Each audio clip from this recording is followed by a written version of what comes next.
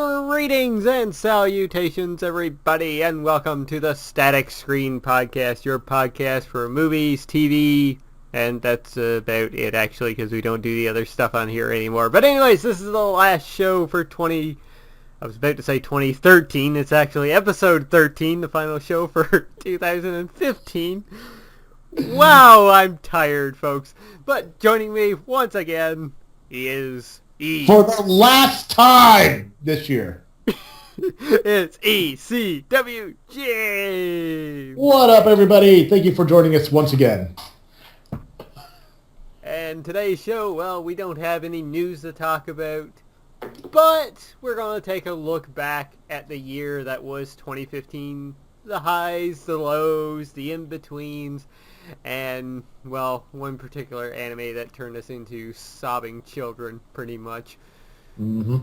So, but before we get into that, we're going to start off this show as we start off every show with what we've been watching. And it's been a few weeks, so, James, have you been watching anything new recently, or anything old? The only thing I've really sat down, made time to watch, was a old gem of a movie from 1984 called Terror Vision, where an alien from another galaxy is sent to Earth accidentally and is stuck in someone's satellite cable system. I know you don't like horror movies, but this is such a beautifully goofy movie. I think you'd like it. That and the alien reminds me of a puppy. Oh my god. Like, he barks, and the way he moves around like a puppy that's excited to see you. Oh my god, that sounds hilarious. Oh, it is. It's definitely worth a watch. It hasn't aged well, because you look at it, it's like, oh wow, this was the 80s. But it's still a fun fucking movie to watch. And besides that, I haven't been doing much. I haven't, this time of year, can't really do much. All my money's going to paying rent and, buying my daughter an amazing little 3DS. So. Yeah, I haven't gotten around to watching much either. Christmas Day, I did end up watching Iron Man 3 again. Unlike a lot of people, I do like that movie. I think it's one of the better of the three. I liked it because it kind of showed you how resourceful Tony was without the suit. Yeah, exactly. Even though Fing Fang Foom made a cameo in it. Kind of, yes. It counts. Tattoos count, apparently.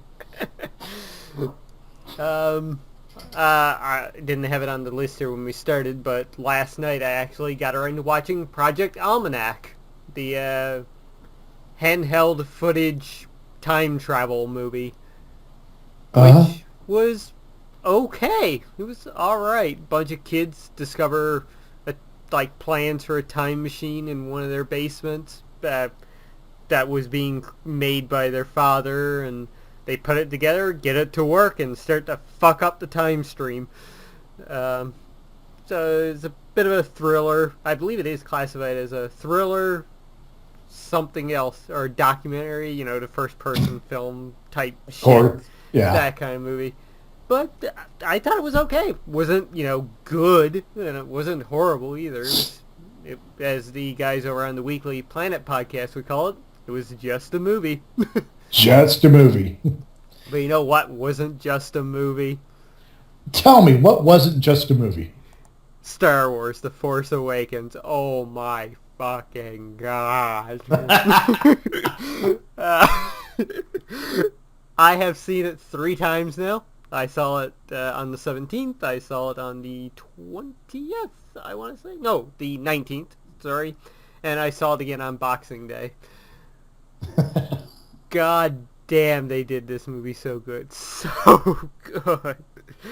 From start to finish, all 3 times, I had a smile on my face. It's one of those movies you can go into and just forget about everything else because it will make you happy. I can't say much without spoiling anything because, James, you haven't seen it yet. I haven't seen it, but I do know a few spoilers. But man, it's wonderful. like, I can see some of the criticisms some people have had about where it may retread a little bit too much on the first three movies, but this is what they needed to do to bring Star Wars back, like, to just reassure fans. And like, the first thing that popped into my mind after seeing the movie the first time was the movie is like a warm hug. It's safe and secure, and in the moment of the hug, you just forget about all your troubles, and you know everything's going to be okay moving forwards. Like, that is the kind of sense I got from this movie. Aww. So yeah, it's incredible, amazing, and it deserves the, like, $1.2 billion it's made in 12 days. Wish I could make $1.2 billion in 12 days. So I do have a question. There was one character that everyone seems to be going apeshit about, and that's the one stormtrooper that dropped everything and decided to go old Leroy Jenkins on it. Shit. Traitor! Yeah, where the hell was this guy? Yeah, that dude was awesome. I mean, is he going to be the new Boba Fett? Well, I mean, I think they kind of wanted Captain Phasma to be, but this dude kind of lived up to that sort of hype, to be honest. I mean, I've seen the clip. I mean, just out of nowhere, throws down his gun, throws down his shield, pulls out I guess it was a baton weapon. Yeah, kind of energy sword-ish type thing. Not a lightsaber. No. And he goes after our hero, one of our heroes, Finn, and fights him in the middle of a fucking battle. Who is this guy? Yes. Obviously, he wasn't one of the clones. I don't think the Empire uses clones anymore, do they? They don't. Okay, yeah. So yeah, just what the fuck? Yep. We'll be talking a little bit more about The Force Awakens very soon, so I'll leave my thought to that for the moment being. It's awesome. It's fun. I'm planning on a fourth time. So. I'm not surprised. It deserves the money. All right. Well, we can move on into our little segment that we've done a few times here on the show, and that we, after every quarter of the year, we like to look back to see what films did great, and usually we put in what we enjoyed most here, but we're not going to do that because we got a year in review to do, essentially, so that's going to take up some time, quite a bit of time. So this time around, we are just going to take a look back at the fourth quarter of 2015. That's October, November, and December, at the highest grossing movies. And some of them might surprise you. Indeed, yes. Now this is domestically. This isn't counting worldwide.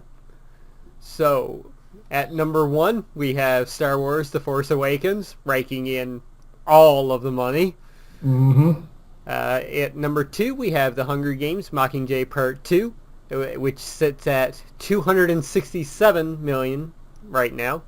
Force Awakens, by the way, $600 million. That's the gap between first and second. Yeah. Coming in at number 3, we have The Martian, which has a total gross of $225 million. Spectre, coming in at number 4 with $196 million. The Peanuts movie, coming in with $127 million. The Good Dinosaur, coming in at number 6 with $108 million. At number 7, we have Creed, coming in at $97 million. At number 8, we have Goosebumps, which has $78 million. At number 9, we have Bridge of Spies with $70 million. Never. What? What was that? Never heard of it. Yeah, me neither. And at number 10, we have Daddy's Home. Oh, God. With $52 million. The first thing that popped into my mind was that old Flash animation. Oh, my God. So, still waiting for the third installment of that. Yeah. We had Dad's home, Dad's at work, and we were promised a third, and we never got it. unfortunately, yeah. God damn it, internet. Which I'm sure is better than this movie. Yeah. God, honestly, I forgot that there was a Peanuts movie coming out, that there was the Goosebumps movie, hmm Bridge of Spies, never even heard of. Yeah, that one escapes me too. Apparently, it's a Tom Hanks movie Really? done by Steven Spielberg. Really? Yeah, director Steven Spielberg, writers the Coen brothers, Ethan and Joe Coen, What? actors Jesse How, Plemons, Mark Rylance, Tom Hanks, Amy Ryan, Alan Alda. how come we haven't heard of this? Yeah, wow, okay. Add that one to the list. Right? I mean, that's like a powerhouse. mm-hmm. You know, you got a great director, great writers, great actors, and I don't, like I said, I haven't even heard of it before today. Mm-hmm. Like, we might have mentioned it in upcoming movies earlier, but Possibly, yeah. the name doesn't sound familiar at all. Mm-hmm. Huh. Yeah. That's nuts. So yeah, there's the top 10. At number 11, Alvin and the Chipmunks kind of came close, but this is the first time I'll say thank God for Will Will Ferrell and Mark Wahlberg for preventing that from happening. Right? Yeah. Sisters, Night Before, Krampus. I actually want to see Krampus. Everyone that's have seen it, that's a friend of mine, is like, yeah, it's good. Even for a PG-13 horror movie, it's good. Right on. Yeah, I've heard like that as well. I've heard there's quite a bit of humor to it. Oh, yeah, it's supposed to be a horror comedy. mm-hmm. Because, it's the guy that kidnaps children and beats them to death. I mean, how is that not funny? I mean, come on.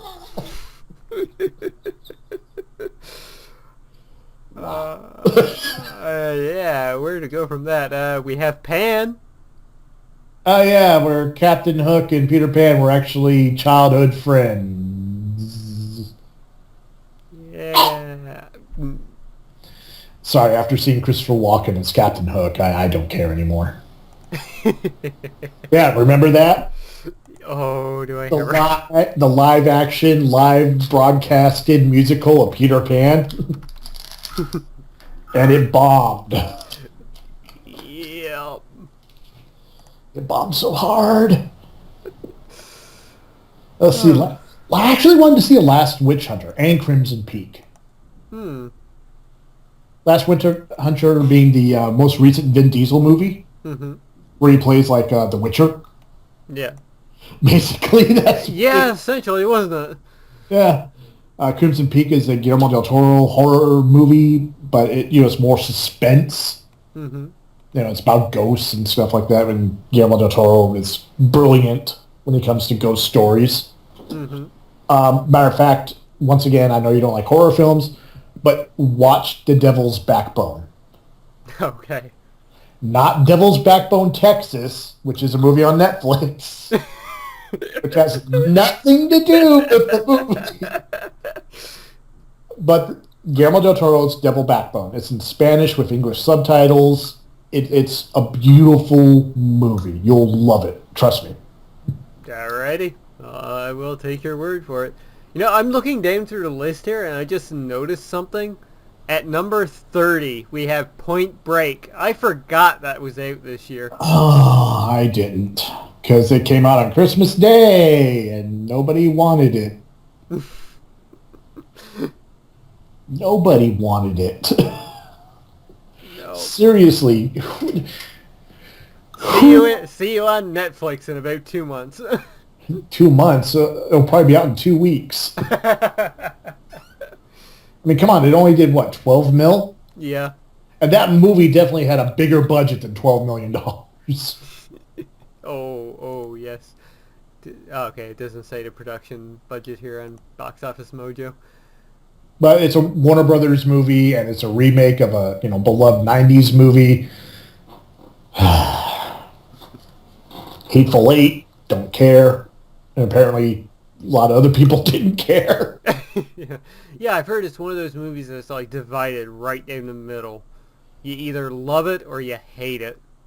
That's a lot of thing with a lot of Tarantino films. You either like them or you hate them. Mm-hmm. Like I recently got around to watching Inglourious Bastards. Mm-hmm. There was a lot about that movie that I didn't like. But Yeah. I will say this, the dialogue in the movie was amazing. Oh, yes. You know, that's always been one of Tarantino's strong points, Mm-hmm. is his dialogue skills. Because, you know, everyone talks like that. Yeah. Everyone. Let's see, looking further down the list, number 60, apparently there was a Macbeth remake. Oh, yeah, I think I remember seeing a trailer for that. I'm glad someone saw it. Boruto, the Naruto movie. 682,000. Not bad for a theater release for an animated movie. 155 theaters. Did better than Attack on Titan Part 2. Oh, God, yeah. Oh, that. Oh. I take it you've seen Attack on Titan Part 2? Oh. Like, I remember we talked about this on the show. I gave the first one a pass. I thought it was okay. Attack on Titan Part 2, oh, like it was bad. Just bad. Now, I've seen some clips online. I'm not sure if it was from Part 1 or Part 2, but did it look like it was just basically another kaiju movie? Essentially, yeah. I mean, the Titans looked fantastic. The battle scenes were fantastic. But what they did with the story was horrible. So did Jaeger and Mikasa, you know?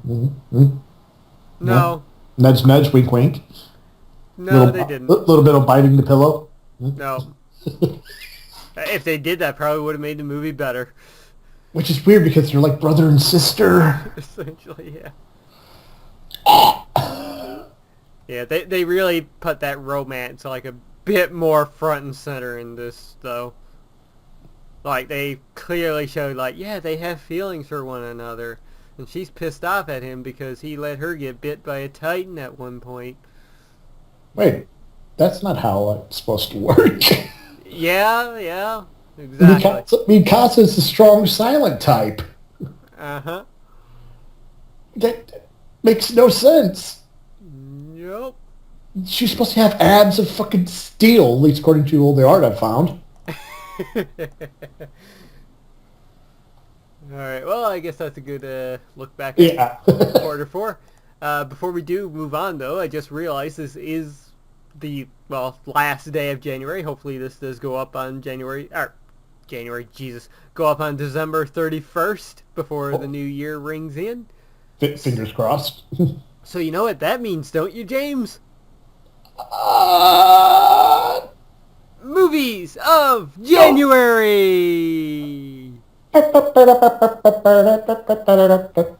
So, let's quickly go through these real quick since I have them pulled up. There's not many. Okay, yeah, because I don't have a movies for January link.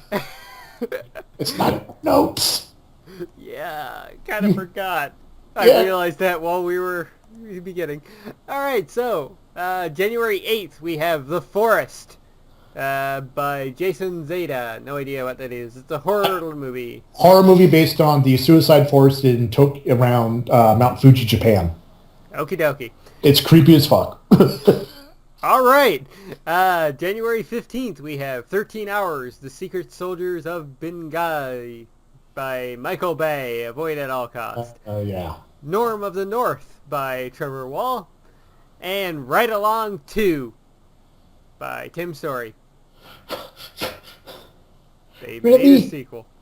Really? Right Along 2? Yep. Okay, moving on to the 22nd. We have The Fifth Wave, which is a sci-fi movie. We have The Boy, which is a horror thriller. And we have Dirty Grandpa, which is a comedy. With Zac Efron, Robert De Niro. No. Yeah. All right, moving on to the 29th, the final Friday weekend. We have Jane Got a Gun. which is an action drama. We've got 50 Shades of Black, which is a comedy. Of course, it's a Wayans movie. We have The Finest Hours, which is a Walt Disney movie, which is an action drama. Okay. Could be good. Chris Pine is in it. And we have Kung Fu Panda 3. Which, if you don't know what Kung Fu Panda is, you've been living under a rock for the past 3 years. And I might have to see it. Yeah. If anything, that's the only good movie of January. Yeah. Yeah. So you know what that means, folks? Just go see Star Wars 4 more times. Ignore every opening weekend. Just see Star Wars 4 times. Give them your money. Exactly. We gotta beat Titanic, folks. And they will. Alright, so with that, we can move into our 2015 year in review. Review. Alright, so we're gonna kick... This is why we make the big money, folks. Yep. Oh, this is what we also get for recording so late in the day. Alright, so, first off, Marvel, our bread and butter, the thing we can talk about for ages upon ages upon ages. Yep. So, movie-wise, we only get the two Marvel movies we got this year. We're going to be spoiled rotten come 2017. But, Oh, God, yes. But the two movies we got this year, Age of Ultron and Ant-Man. Yeah. Two movies that count. Yeah. There was the third, but it dropped off the list. Oh, that's not Marvel. That's Fox bullshit. Well, it still counts as a Marvel movie. You know, names in the credits. And I guess so. But like I said, it died on the vine. Yep. But anyway, one could say it was doomed. Oh! I think you get there and you go ahead yourself. But yeah, Age of Ultron and Ant-Man, two very solid movies from Marvel. Fucking good movies. They were beautiful. I loved them. Mm-hmm. Age of Ultron, I mean, Ultron was probably the best villain we've had since Loki in the movie. Mm-hmm. In the movies. A lot of people didn't like him, but I thought he was done excellently. There was definitely layers to their Ultron character. Mm-hmm. I mean, it's definitely give you a hint that there was something more out there. Mm-hmm. Well, it was, because it was Division. He was in there, too. Yeah. Jarvis, which I really fucking liked. It was really cool. Yep. Great that Paul Bentley finally has, a physical role he can play now. Besides Abe Sapien. Yeah. But yeah, Age of Ultron, I got no complaints about it. I mean, yeah, we know people that are like, oh, it was stupid. It wasn't as good as the first one. Mm-hmm. Well, of course not. I mean, but it was more of the same, which was awesome. Yeah, more of the same in a good way. Mm-hmm.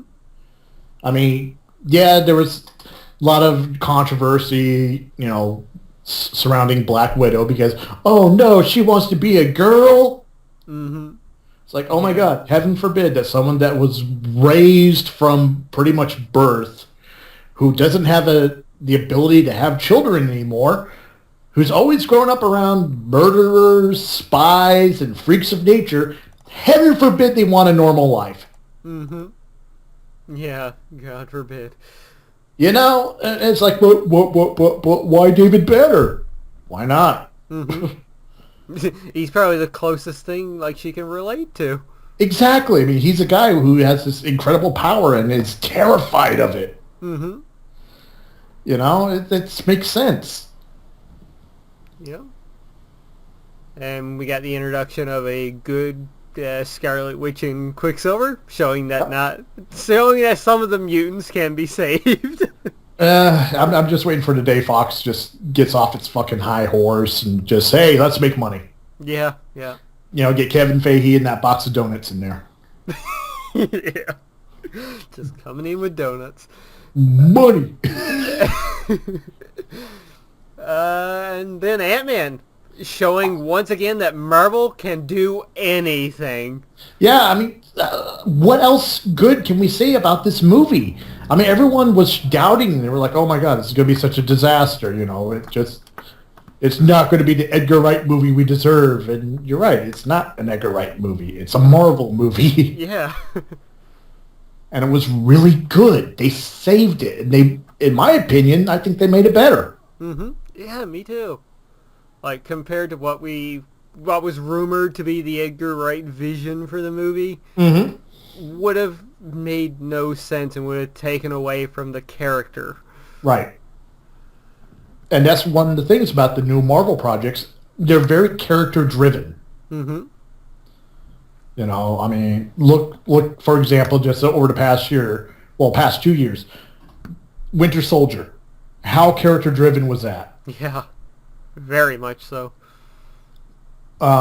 Age of Ultron. I mean, hell, even in the TV shows, which we're going to talk to in a minute, you know, there's so much going on, and it's not just haha action, stupid action. Oh, look at my powers. Look at this. You know, it's like, hey, you know, we got to do this language. Mm-hmm. Is anybody going to address the fact that Captain America just totally you know, it's shit like that. That's good. It's good writing. It's good production value, and it makes for a really good, entertaining movie. Mm-hmm. Yeah, a lot like that little scene you just said there. You know, a lot of people crapped on that, but it's like that just made them more human, more relatable. It's like, yeah, that would be something I would probably say amongst my own friends. Especially, you know, someone who's from, you know, the 40s. Yeah. The 30s to 40s. You know, Captain America, he grew up when it wasn't okay to cuss in public. Mm-hmm. You know, if you were someone, you know, only lower class people, you know, are you a scumbag? Why are you cussing in public? Mm-hmm. You know, it's shit like that. I love it. Yep. And the other good thing I would say about Ant-Man was it was Marvel's heist film. Like, Guardians of the Galaxy gave us our space opera. Well, Age of Ultron is the big set-piece type movies. Winter Soldier was our spy movie. And this one was a heist movie, and it was a damn good heist movie. Yeah, and I'm glad they let you discover what Scott Lang was capable of. Mm-hmm. I mean, yeah, they were like, oh yeah, he hacked this, and this, but then they show him actually breaking into a place. Yep. And it's like, wow, this guy is smart. Like, scary smart. Mm-hmm. And just showed us how powerful Ant-Man can be with his power. Yeah, how long have we always been like, well, he's just an ant. He shrinks down to the size of, but he still has relative strength of a human being. Mm-hmm. Now imagine getting a full force punch within a quarter of an inch of your face. Yeah. That force in such a contained area would knock you on your ass. It's physics. Oh, yeah. Oh, would it ever. You know, and so it's like, it makes sense when you see him bouncing around and changing shape and, you know, it's inertia. Mm-hmm. It's actually a very smart way of fighting. Indeed, yeah. You know, if you want to put that realistic spin to it. Mm-hmm. I mean, we are talking about a guy that shrinks down to the size of an ant and to subatomic levels. Yep. But it felt plausible. Mm-hmm. You know, and honestly, I'm looking forward to seeing if hopefully there will be an Ant-Man sequel. There is. Ant-Man and the Wasp. That's right. I forgot. Duh. You know, I can't wait to see that. And I can't wait to see what he's going to be doing in Captain America. Yeah. The Civil War, you know? Mm-hmm. Yeah, we haven't even seen it. He wasn't in the first trailer, which we'll talk about later, but... Yeah. Technically, he is in the poster. Yep. He's just on someone's shoulder. Brilliant. He's hanging out with Hawkeye. It's like, yeah, everybody makes fun of us, but we're awesome, goddammit. And that's another thing. Hawkeye looked pretty badass. Not Hawkeye. Falcon looked pretty badass in Ant-Man. Yeah. I mean, a lot of people I know some people were saying it was just a throwaway cameo. Mm-hmm. But it's like, no, it's kind of showing you he can hang with an Avenger. Yep. And... well, I just mentioned Hawkeye. Let's look back at Hawkeye in Age of Ultron. Oh, that was a good character development right there. Exactly. I mean, everybody was kind of disappointed what happened with him in the first movie, made fun of him a lot, but man, did they ever have him bounce back into this one. I still love his speech to Scarlet Witch when, like, shit was going down. It's like, Mhm. we're on a floating city, we're being attacked by robots, and I have a bow and arrow. None of this makes sense, but I'm going out there and fighting, because I'm an Avenger. That was such a good speech because it kind of addresses the fact just how silly and goofy this is, but it's like, hey, we got to do what we got to do. Exactly, yeah. That's the great thing we've had with the Marvel movies. And with the TV shows too. Yes, where we've had a lot of fun in that. On the movie side of things, we've gotten to see the other side of the tone on the TV shows, especially with the two big ones that came out this year, Daredevil and Jessica Jones. I'm still blown away by those two shows. Mm-hmm. Daredevil especially, well, both of them in their own unique ways. Daredevil was a brutal, violent show. Like, It was definitely very visceral. yeah, that's the word I was looking for. Thank you. It just, you felt like, yeah, this is the real world. Mm-hmm. You know, because the bad guys were just like doing all sorts of crazy shit and getting away with it. Yep. And we got to see, like, the shit from the movies, how it was actually affecting the real world. I mean, the reason why criminals were being able to, like, flood into New York, take over, like, these businesses and everything was the fact that, yeah, aliens attacked, and, like, that opened the floodgates, essentially, for these lower-level criminals to get higher up. Yeah, it gave them a foothold. You know, it opened up all these different avenues where, say, someone like the I forget the name of the Russian brothers. Yeah, I but forget too. but they pretty much had a chokehold on the cab industry in New York. Mm-hmm. You know, so imagine how much money, you know, one cab company makes. Now think about if someone that has control over all the cabs, Mm-hmm. how much money they can make. And yes, on top of the human trafficking, on top of the smuggling that they were doing, you know, plus the drugs. Yeah. Dear God, they acknowledged the fact that people do drugs in this. Not only drugs, I mean, fucking human trafficking, the very first episode. The very first scene, actually. Yeah, and that guy gets beat up so much in Daredevil. Which is hilarious, but I feel kind of bad for him, because you know later on he's going to become a villain. Mm-hmm. Why'd you become a villain? Because Daredevil, man. You beat me up too much. One costume, man. Give me them stilts. Yep. I'll rock these stilts, Mom. But no, Daredevil was very real, very gritty. Mm-hmm. And I think Jessica Jones did a great job on examining the world with superpowers and introducing more superpowered characters that weren't gods, that weren't aliens. Mm-hmm. Or weren't Inhumans. Inhumans, which is going to come into play later on, I bet. But still. Yep. You know, it was like Luke Cage and Kilgrave or the Purple Man, if you read the books. Yep. You know, they were products of experiments. Mm-hmm. You know, Jessica Jones was an accident. Yep. And they addressed, like, some of the silliness of costumes in Jessica Jones as well, where... Which they did. Captain Camel Toe. Yeah. Jules the stripper's name. Right. I should know. And, you know, plus it, and, you know, we kind of made fun of it, but the fact that they have sex. Mm-hmm. Yep, and... There was a lot in Jessica Jones. There was a lot of sex, and not very soothing sex either. Yeah, it's like, okay, oh, this is getting weird. Oh, dear God, they broke the bed. As Luke Cage said after one of the scenes, "Sweet Christmas." Now, how great was that? The very first time we hear Luke Cage, a live-action Luke Cage in the Marvel Cinematic Universe, say his key catchphrase was after he had sex. Unprotected superhero sex. Of course, I still think it was a bit of a cop-out having him disappear out of the room when Night Nurse was talking to him. A little bit, yeah. I think it would have been great if you just would have heard, "Hey, I need some help." And she looks out the window and he's stuck in the alleyway. He ain't Daredevil. Luke Cage is a brick. Yeah.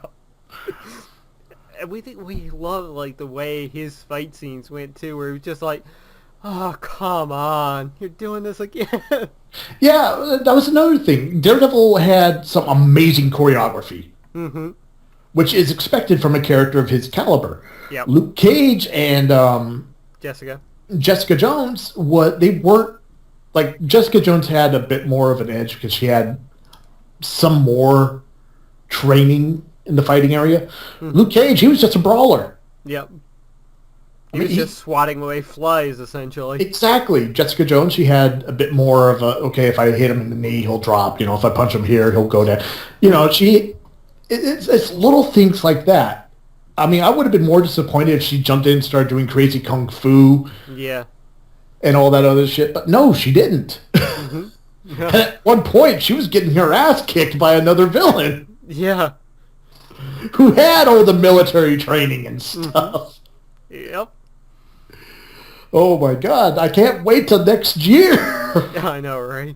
And there's one other thing we have to touch on with Jessica Jones and Daredevil, and that's the fact that they introduced two of the absolute best villains we have seen in the Marvel Cinematic Universe. Oh God, yes. Like I mentioned Ultron being awesome in the movies, but Kingpin and the Purple Man were probably up there with Loki.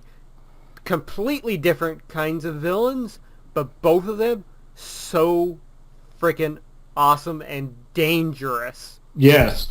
Kingpin in particular was my favorite, so I'll touch on him last. David Tennant as Kilgrave or Purple Man was the bad doctor. Oh, yes. I'm sure plenty of fangirls going, oh, what? At one point, even I was like, oh, this guy's an asshole. And he's playing it so well. Yeah. Especially when you hear his victims talk about him. It's like, yeah, he would have me jump for hours. He made me leave my child on the side of the road. Or the cook and the maid. Mr. Kilgrave, can we blink now? I mean, when you think about it, imagine being forced not blink for hours. Yeah. Oh. That's horrible. So just the fact that he had so little regard for people. That's what made him dangerous. Was like he didn't have like a big ass plan. He was out for himself, and he didn't really care about anything else. He didn't want to be famous. He didn't want the world to know about him. It was just whatever caught his attention. Yeah. Oh, I like this. Okay. Your apartment's nice. I'm going to stay here for a while. Well, yes, please, come on in. What's for dinner? Yeah. Oh, children, go in the closet. That's the scene that got me when he had the kids go into the closet. Oh, yeah. It's like, oh. Because we don't know how long he stayed there. Yeah. But on the other hand, like, you know, Purple Man was a villain I hated. There's nothing redeemable about this character. No. Even when he tried to be a hero, thanks to Jessica, he was still an asshole about it. Yep. Kingpin, Richard Fisk.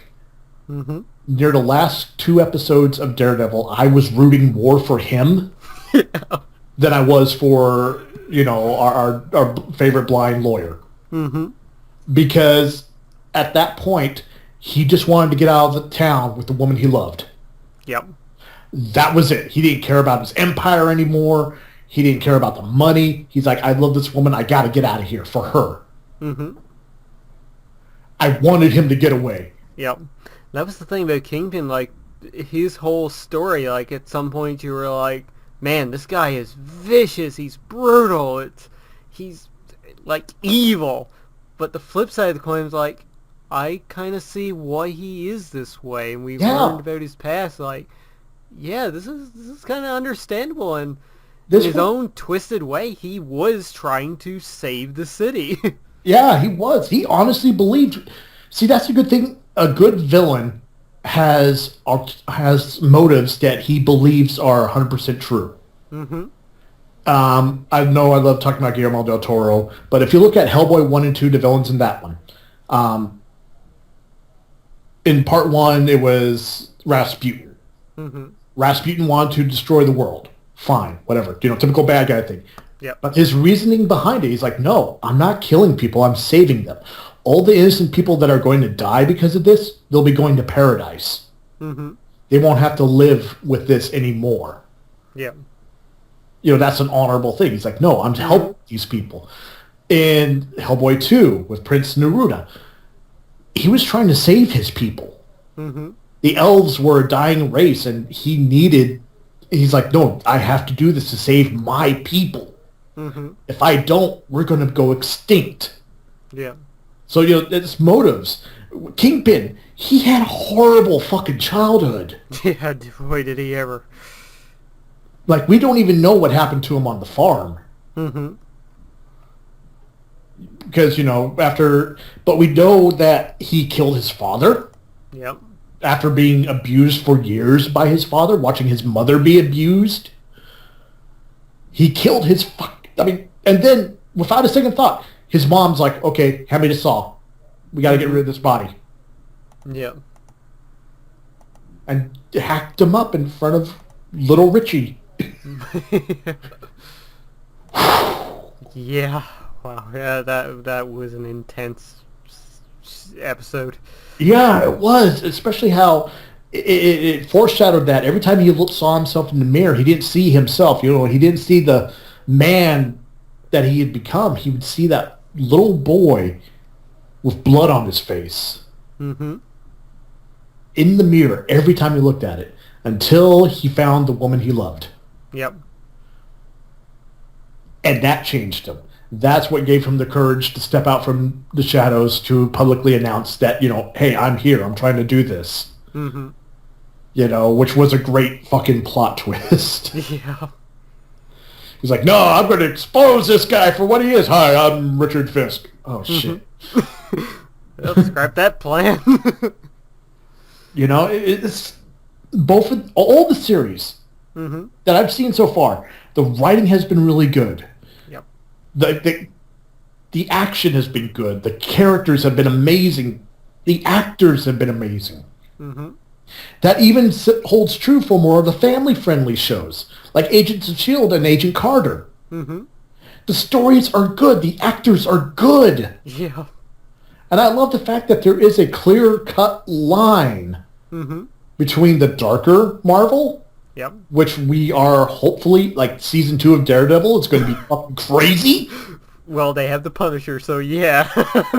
Yeah, and apparently the story that they're adapting is one of the most brutal Punisher stories that has been written, which includes Daredevil and Elektra, so it's going to be nuts. Yep. And, you know, I don't even know what's going to happen in season 2 of Jessica Jones. Yeah. If we are getting one. Oh, we're going to... Oh, yeah. Going to get one. I mean, come on. Come on. Money. Okay? You know, it's just like, what story can they do next? Simple. More with her and Luke. Yep. You know, start setting the foundation for the Defenders. Mm-hmm. Yep. You know, bring in Iron Fist, bring in more. It's getting crazy, and I fucking love it. And that's one of the news stories that actually broke since we last recorded, was that they did get a showrunner for Iron Fist. So, you know, take your 2-hour-long movie and get the fuck out of here, because we are getting a 13-episode series for Iron Fist. Oh my god. Yes. This is going to be so awesome. So yeah, I mean, like coming up now in 2016, we're getting Daredevil season 2, and we're getting Luke Cage. Mm-hmm. 2017 looks like it will be Iron Fist and probably not the Defenders yet, but we'll probably get either, I would say, Jessica Jones season 2 or quite possibly even Daredevil season 3. It wouldn't surprise me. Well, I know the plan was to have a whole new series debut every 6 months. Mm-hmm. Which is going to be nuts. You know? Because just thinking about it, I was like, oh my God, how are they going to do this? Mm-hmm. And I will say this, the new updated Daredevil costume looks a lot better than the one at the last episode. Yeah, it does. It's more red. They padded out some of the problems that was with it. Like the face doesn't look as creepy. Mm-hmm. Because that was a weird one. The face just looked really off. Yeah. Well, it was the first model. What do you expect? Exactly. You know, plus, I still love the fact they didn't put him into a costume until the very last fucking episode. Yep. That was perfect. But, yeah, 2016 is going to be an amazing year for Marvel Television. Mm-hmm. I can speak a little bit about the other two we briefly mentioned there, S.H.I.E.L.D. and Agent Carter. Like, I've been watching those, and like, Agent Carter, first and foremost. Like, sure, DC is going to get out of the gate with the first female lead movie, but Marvel, they killed it with Agent Carter, because that show was awesome. It was 10 episodes long. It was nice, solid. The characters were excellent. Peggy Carter is one badass chick. Mm-hmm. Jarvis was incredible. We got the live-action Jarvis, finally. And he was incredibly good, and the story they told in that first season was awesome. It was her basically saying her goodbyes to Captain America and moving on with her life. So it was awesome. And as far as Agents of S.H.I.E.L.D. goes, one fucking word, Inhumans. They have already brought them into the Marvel Universe. It has been awesome to see how they've evolved, like, a lot of the characters. Grant Ward, first season, kind of annoying. Even when he did turn, when it was revealed that he was evil, it's like, he's still kind of annoying. Season 2, they started doing excellent with him. Season 3, first half, I would actually rank him up there with, like, Kilgrave, Kingpin, and Loki, because he was a sadistic, cold son of a bitch. Like, he was good. He was a damn good villain. So just the way they have evolved, like, his character, let alone the other group. We've seen Deathlock has been in the series. Mm-hmm. Great. Mockingbird has been in the series. She's been awesome. Played by, actually, the actress that was going to play Wonder Woman on the TV show. Marvel got her, and they've used her quite well. We saw the son of Baron von Strucker in this season. It's been great. They've done so many good things with that show, and it keeps getting better and better.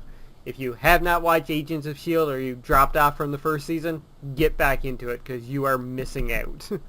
I plan on it. Oh my.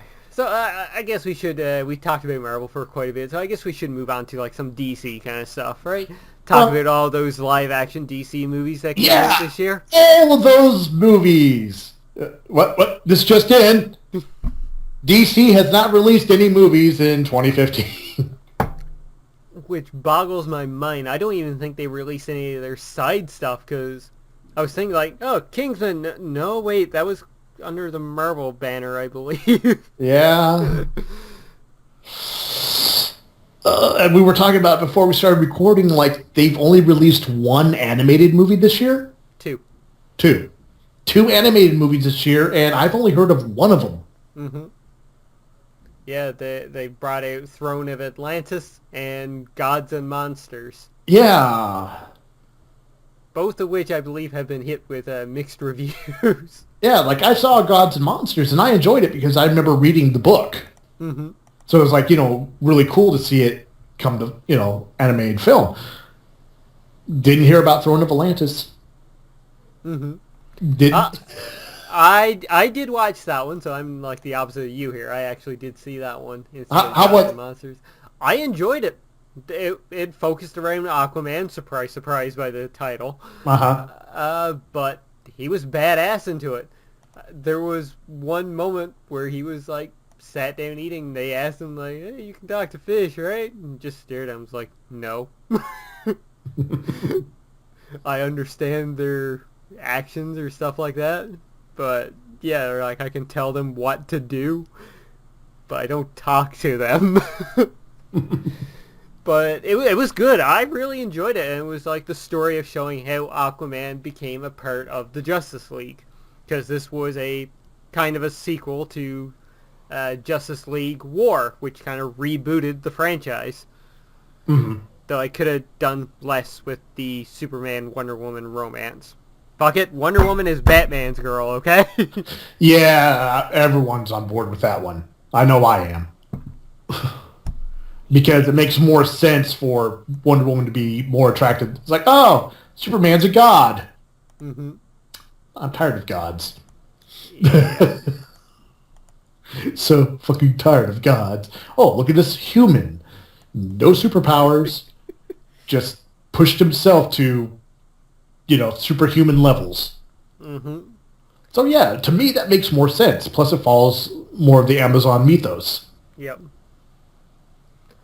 But yeah, DC, really, no movies. But you know what they did have this year? TV shows. And boy, you've been telling me they've been killing it with the TV shows. Oh my god, have they ever.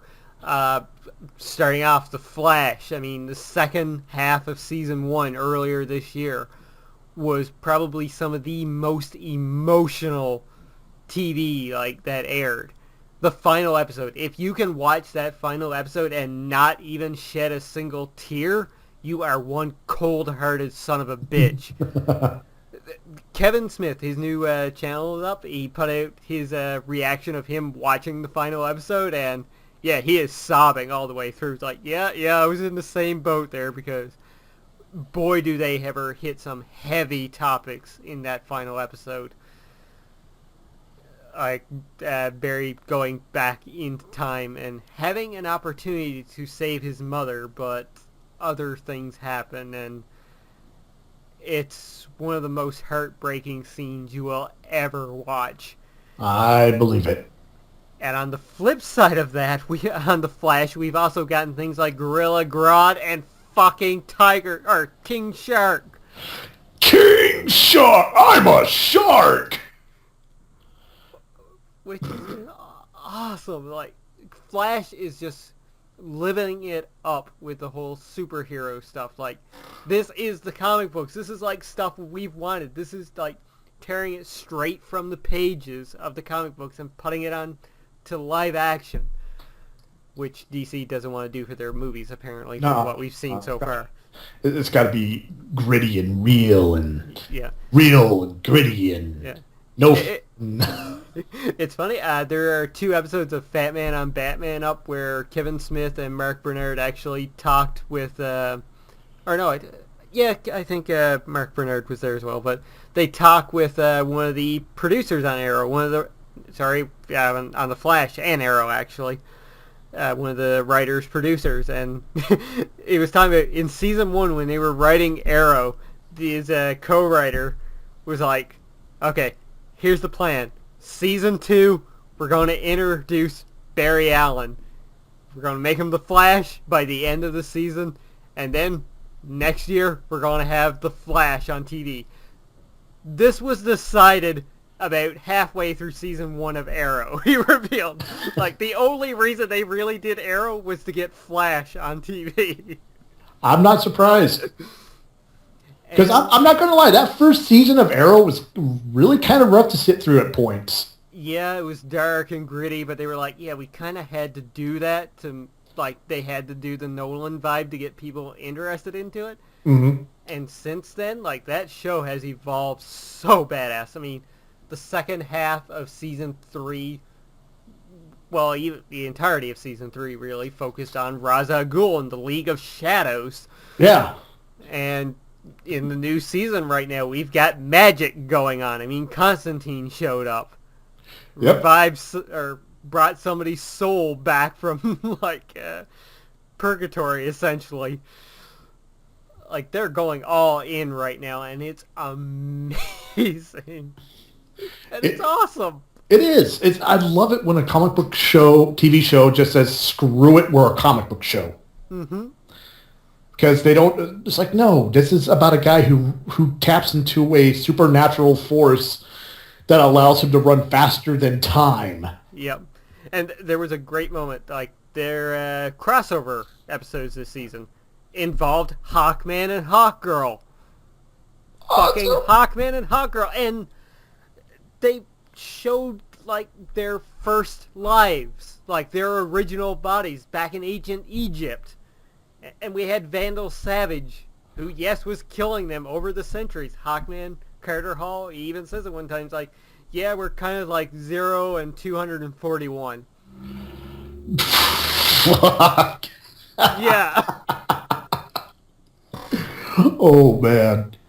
Like, they have gone all in. We've got Vibe on Flash right now.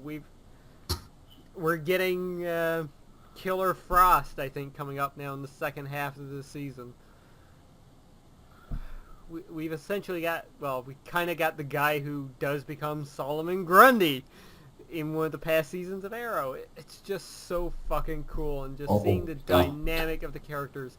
And that's the other thing. Like, there's one moment, and I agree with Kevin Smith on this, because this just comes in my mind, because he freaked out about it. He hasn't watched Arrow, and there was just this one moment in the crossover episode on Arrow where they're fighting Damien Dark, and a van pulls up. It's like, okay, this is just going to be them popping it back and fighting. The doors burst open, Black Canary jumps out and does the scream. It's like that now. They have gone comic booky, and it is just so friggin' awesome. DC is killing it. And from what you're telling me, they're killing it in all shows, including the new one we weren't too sure about. Yeah, Supergirl. Fuck, they've made it work! I mean, they've had their ups and downs a little bit. There were a couple episodes where it's like, this is okay. But other episodes, like, holy fuck, they're going all in. We got Red fucking Tornado, and we saw Supergirl just, like, go batshit crazy with her heat vision to blow them up and drain her powers. And the next episode after that, we got the fucking reveal of the Martian Manhunter. And I've seen the picture of him. Jesus Christ. He looks good. It does. I mean, yeah, he's wearing a padded suit, but still, you look at it, it's like, yeah, that's a Martian Manhunter. Mm-hmm. All we need to see now is him eating Oreos. Yeah, that show has been doing so good as well. And they've got the Toy Maker coming up, I believe, no, wait, that's on Arrow, I believe. Yeah, sorry, that's going to be up on Arrow. Trying to think of the other I believe they're bringing in Bizarro on Supergirl, or Bizarro Girl. Yeah, I saw that too. I think they're purposely being coy about if it's going to be Bizarro Girl or just regular Bizarro. Mm-hmm. Yeah. Which I love. Fine, they acknowledge that Superman does exist. Yeah, you were telling me about that in part 1. Like episode 1, they didn't even say his name. In episode 2, it was just like Superman. Yeah, it's like Superman. You know, Superman. Yeah, Superman. He's a good guy. That's Superman. But yeah, they've been doing fantastic with Supergirl, and I didn't have it on our list here, but Gotham as well has been good. Yeah, you were telling me it seems like they learned their lesson from the mistakes in season 1. Yep, big time. And we've gotten, we've seen like the advancement of the Riddler, Enigma, and Penguin's been great as ever, and we got like a pseudo Joker, or like the first 3 episodes are worth watching alone just to see like kind of an origin story for the Joker. They did it in such like a good way, where it's not like, oh, they actually showed who he was and everything. It was like, maybe not. Like, it was kind of like mysterious on what really is going on and who might be the Joker. Nice. Because as soon as I heard that in season 1, I was just like, really? Really? Mhm. Kid Joker? Kid Joker? Yeah, I know, right? What next? They're all going to be in high school together? There was a comic. Yeah, I know. I think I linked you to that one. Yeah. Trying to think else what was Gotham. I mean, the end of the mid-season finale for Gotham, they teased Hugo Strange and fucking Mr. Freeze. Nice. Like DC, yes, we may give them a little bit of crap so far for the movies that they've done, and we're very cautiously optimistic about the movies that are coming, but TV show-wise, it's like, yeah, let DC do anything TV-wise. Like, Yes, they're getting better. yeah. Going back to The Flash, we saw fucking Gorilla City on TV. Like, that blows my mind. Well, let's not forget Professor Zoom, Yep. Anti-Flash, Reverse Flash. Reverse... Well, I thought there was Anti-Flash and Reverse Flash. There's probably both, but we've only seen Reverse on the TV show yet. Yeah, which was an old black Flash, just scary as fuck looking. That's Zoom, actually. Really? Yeah, that's Zoom. I Reverse. always get them mixed up because it's like, come on, we gotta admit, Flash villains don't exactly have the best names. Yeah, that is very true. And Mark Hamill came back to reprise his role as the Trickster. Yes! And apparently he's going to be back next season too. Yep. Yeah, apparently he wants to make it an annual thing. Which I'm okay with. Yep. Now the only thing they need to do is have his dad put on the old costume from the 90s and be that Flash again. Yeah. Because for those who don't know, the guy that's playing his dad, Wally West's dad, actually played the Flash in the 90s for a short-lived TV series. That's where the prankster came from. Yep. They've brought back a few people from the old series. One that played a doctor back in the original series actually played the same role in the new Flash. Well, see, that's a matter of time. Right there. It's only a matter of time. Mm-hmm. One day his dad's just going to show up in a red suit. He's like, son, there's something I really need to tell you. Yeah. Just everything from the characters to the set pieces to the action. It's so great, and I'm really looking forward to Legends of Tomorrow when they do that. Oh, God, yeah. Because that, like, is essentially, fuck it, we're going in balls deep comic book. Like, this is everything they've been essentially building up towards. Yeah, basically they're Avengers. Yep. Fucking time travel and... Guys shrinking in power suits that used to be Superman. Yep. Hey, at least poor Brandon Ruth has actually gotten some redemption in the superhero market. Well, I can't really blame him. That movie wasn't really... what's the word? Good? I mean, yeah, it was cool seeing Superman up there again, but yeah. It was just a remake of one. Yeah, pretty much. With more Kryptonite islands. That he could still lift into outer space. Mm-hmm.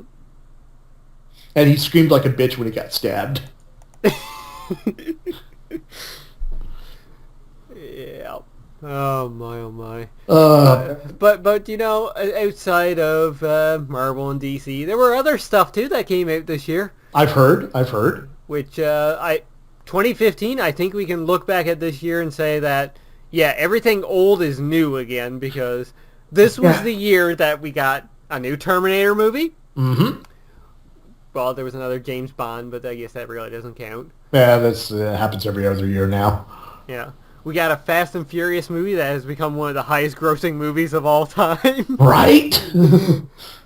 But the big three, we had a new Mad Max movie, directed by the original director. And even had one of the original stars in it. Yep. Which was a damn good movie. Oh God, yes. I actually just picked that up the other day. Boxing Day sales. Woohoo! We got Jurassic World, which is now the third highest grossing film of all time. So far, until Star Wars catches up with it, which is the other one. We got a new Star Wars movie. I know, isn't that crazy? It's like, seriously, that old meme with Robin Williams from Jumanji. What year is it? New Jurassic World, new Mad Max, Star Wars. Yeah, what years? Oh, but and the funny thing was, all three of them were good. Yeah, Damn good movies. Like Mad Max was 2 hours. Was it 2 hours? it was, I think, 2 hours. But it's hard to tell because the pacing of the movie is so fast, it doesn't feel like 2 hours. No, it's one violent road trip. Road trip. That's a whole different kind of movie. Car chase. Yeah. And it's just nuts. Mm-hmm. And essentially, it wasn't even a Mad Max movie. It was a Furiosa movie. Yeah, which pissed off a lot of meninists. Yeah. Mad Max doesn't take orders from women. Have you seen the other Mad Max movies? Yeah. And he wasn't taking orders from her. They were There's this thing men and women do. It's called working together. Mm-hmm. For a common goal. Yep, and it if anything, the scene when he was driving and they were passing guns back and forth to each other, mm-hmm. that cemented everything. It was like, okay, yeah, they understand each other. Mm-hmm. Exactly, yeah. They're warriors. They know. I mean, yeah, like, oh, Mad Max doesn't talk. He's never really talked much. No. And if, the rumors of how this is a actual sequel are to be true, he wouldn't be talking very much. No, he wouldn't. I mean, it was another thing that I love about that movie was the world building. Mm-hmm. Because in all the other Mad Max movies, there's just like, oh yeah, everything's gone to shit. Mm-hmm. And this one's like, yeah, everything's gone to shit. And this is a guy who made a religion. Yeah. Like, you have no idea what the fuck they're going on, but, I live, I die, I live again. And shiny and chrome. Again in Valhalla, shiny and chrome, witness me! Sorry. But yeah, man, oh man. Everything about that movie was so fucking awesome. It was up there as one of the best movies this year. And I'll go back to Jurassic World. That's another one that's kind of divided for a lot of people. Personally, I loved it. Our friend Israel is absolutely in love with it. I think he saw that 4 or 5 times in theaters. Because it was just it was a nice throwback to the original. And I think back when I first saw it, I mentioned here on the podcast, there was that one moment where the boys open up the hotel room door and you get that just shot of the park. And it's holy shit, that's actually really good. That brought back the feelings of the original. I'll take your word for it. I haven't seen it yet. I plan on seeing it. Mm-hmm. I went from not caring to yeah, I'll check it out. Yep. I know there was quite a few complaints about red box that shit. Red box it. I mean, that'd just be one other product placement that was supposed to be in the movie. Yeah. Today, the Verizon wireless source. But realistically, if there was a park where they had dinosaurs, yeah, that shit would be happening. Mm-hmm. It's just for real. You would have Verizon wireless, Apple products. Mm-hmm. Papa John, Papa Murphy, he's taking big pizzas and Pizza Hut. Mm-hmm. It'd be products everywhere. Yep. And after, I think it was 10 or 15 years the park had been open at that point, it's yeah, people kind of would be getting tired of seeing dinosaurs. Yeah. Because it's oh, yeah, another dinosaur rampage. Mm-hmm. I mean, hell, I'm surprised at that point raptors aren't pets. Yeah. Well, I mean, they were training him in this fucking movie. Yeah, which apparently people had pissed off a lot of other people. It's the nod between T-Rex and the raptor. Yeah. Like, we whooped his ass. Fuck, man, that final scene in that movie is one of the most badass moments all year round. That final fight, holy fuck, that was awesome. Well, the last one, and which I gushed about earlier, Star Wars. Like, Star Wars is back.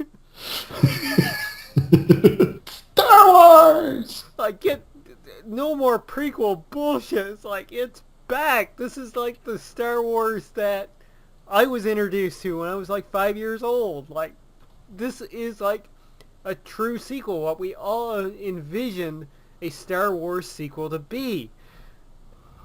It was just beautiful. Yeah, everyone keeps telling me that. I mean, we've talked about before. What was the problems with the prequels? I hate sand. I hate sand. And yet the sand looked fake as hell. Mm-hmm. Everything about the prequels looked fake. Exactly. Right down to the clone troopers. I mean, I understand they were trying to get a uniform look for the clone troopers, but they were too... Yeah. It was too cartoony. Mm-hmm.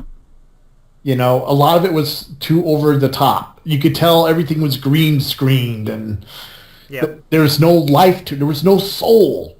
Yeah, exactly. You watched the trailer for the new Star Wars. Real sets, real monsters, real stormtroopers. It's real. Yep. Not a bunch of CGI gophers. Exactly. We're going to harp on that till the day I die. And what CGI they used was used so good. I mean, there's two CGI characters in the movie that are really prominent. Mm-hmm. One of them, awesome, excellent. She's one of my favorite characters in the movie. She was so damn cool. And the other one was cool as well. I mean, I can see why people had a bit of criticisms with him, but at the same time, it's like, you know what? I'm okay with this. This is no Jar Jar Binks. This dude, he's fine in my books. and Jar Jar, like, that was their attempt at comedy in the prequels. Horrible decision. Yeah, bad. Just bad. BB-8 in the new movie, that is how you do comedy. He was awesome. Oh, and that's another thing. BB-8 was real. Yeah, that too. That blew my mind when they actually brought him out on stage with R2-D2. I was just like, yeah. What form of sorcery is this? And watching him in the movie, I think this is the first time I've cared for like a robot so much since like WALL-E, because that little guy BB-8, he can show some serious emotion in the movie too. It's like there were moments where it's like laughing, other moments where it's like, oh, poor little guy. Like, now there's the fan theory that BB-8's actually the offspring of R2-D2 and the Death Star. I fucking love that little comic. And personally, I support that theory. Oh man, but yeah, BB-8 was fucking awesome in the movie, and that was there. Here's the other thing in the movie: the prequels. A lot of the characters, the main characters, we didn't really care about at all. This new one, Rey, Finn, Poe, fucking awesome acting from all three people. Rey is an amazing female character. And Finn was so like... Finn is basically us in the movie. There are situations where he's like, oh, fuck. What? No. We gotta run. Get the shit out of here. Or, this is happening. This is fucking happening. I've heard that was like one of the major complaints of people. It's like, wait, this guy's a stormtrooper. Why is he running? Mm-hmm. It's like, well, because number one, he's a stormtrooper. He knows what's in store. Yep. Without spoiling too much, we've seen in some of the trailers and art that he's using a lightsaber.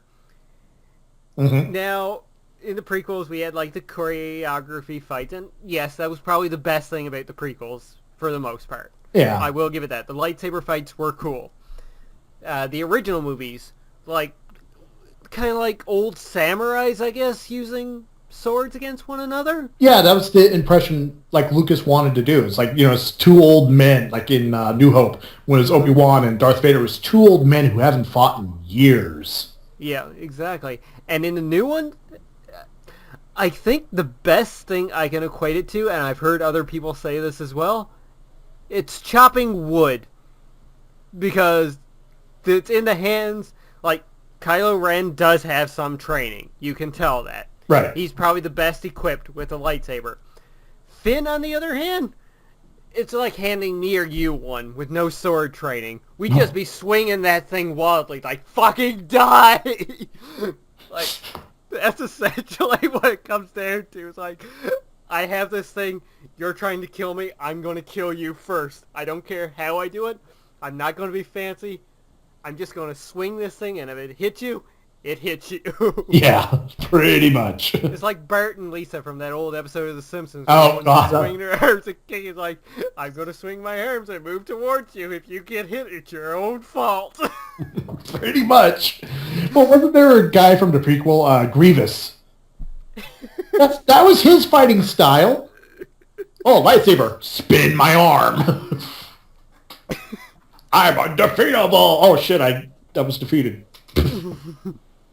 Jedi. I'm just a head, but I have lungs. That was a dumb character. Oh, in many ways. Many grievances about that one. Oh!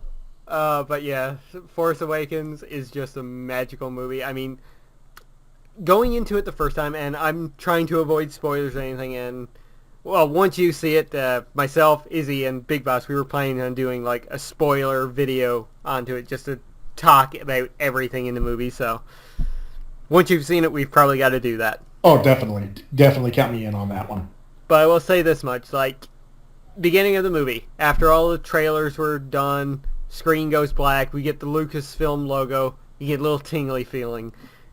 And then I started to tear up as soon as I saw on the screen, just a black screen, blue text, a long time ago in a galaxy far, far away. It's like, oh. And then just like the music hits, the logo pops up and the title scroll. Before the end of that title scroll, I had tears running down my face. Oh, man.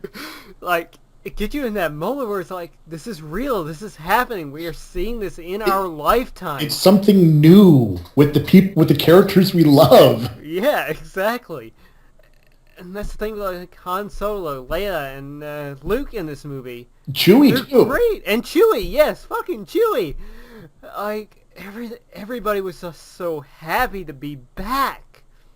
Just, it was magical. That's the only thing I can say about The Force Awakens. It is magical. And if you go into this movie and you hate it, there is something wrong with you. Seriously, you've had some kind of fucked up childhood to be hateful against this movie. It is fun. It is everything that a movie should be. Yes.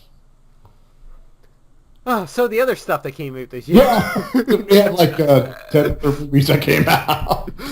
Yeah, biggest animated movie of the year, Inside Out, even though Minions made the most money. It's Minions. Yeah, product placements and memes everywhere. Yeah. Inside Out, fantastic job by Pixar, one of their best movies. And sorry about the pun here, but yes, it is filled with emotions. Yeah. In every sense of the word. It's supposed to be. Yeah, like, that movie was so good, and it actually made me think back to when I was a kid again. Like, Pixar has that way about them. When they're doing good, they have this way of just bringing out your inner child again, make you think back to, like, your former memories and everything. It was a sweet, honest movie. Yeah. I'm definitely going to check it out when it comes more available video. Mm-hmm. Yeah, Furious 7 happened. Mm-hmm. Still haven't watched it yet. Yeah, me neither, but it's impressive that the 7th movie in a franchise can become one of the highest grossing films of all time. Yeah. Well, Like, who the fuck saw that coming? I mean, I think some of it has to do with what happened with Paul Walker. Mm-hmm. But I'll say this about the movies. They're consistent. Yeah. You know, it's like the moment they decide, hey, this is just going to be a, heist of the year movie, Mm-hmm. they just it's basically a better, it's a better version of that other movie, The Untouchables. Not The Untouchables. Mm-hmm. The Incredibles. No. No? Sylvester Stallone's movie. Oh, The Expendables. Expendables, yeah. It's just a more fun version of The Expendables. Yeah, exactly. I mean, yeah, you have all the characters from all the previous movies, which is kind of cool. And it's just them heist of the year.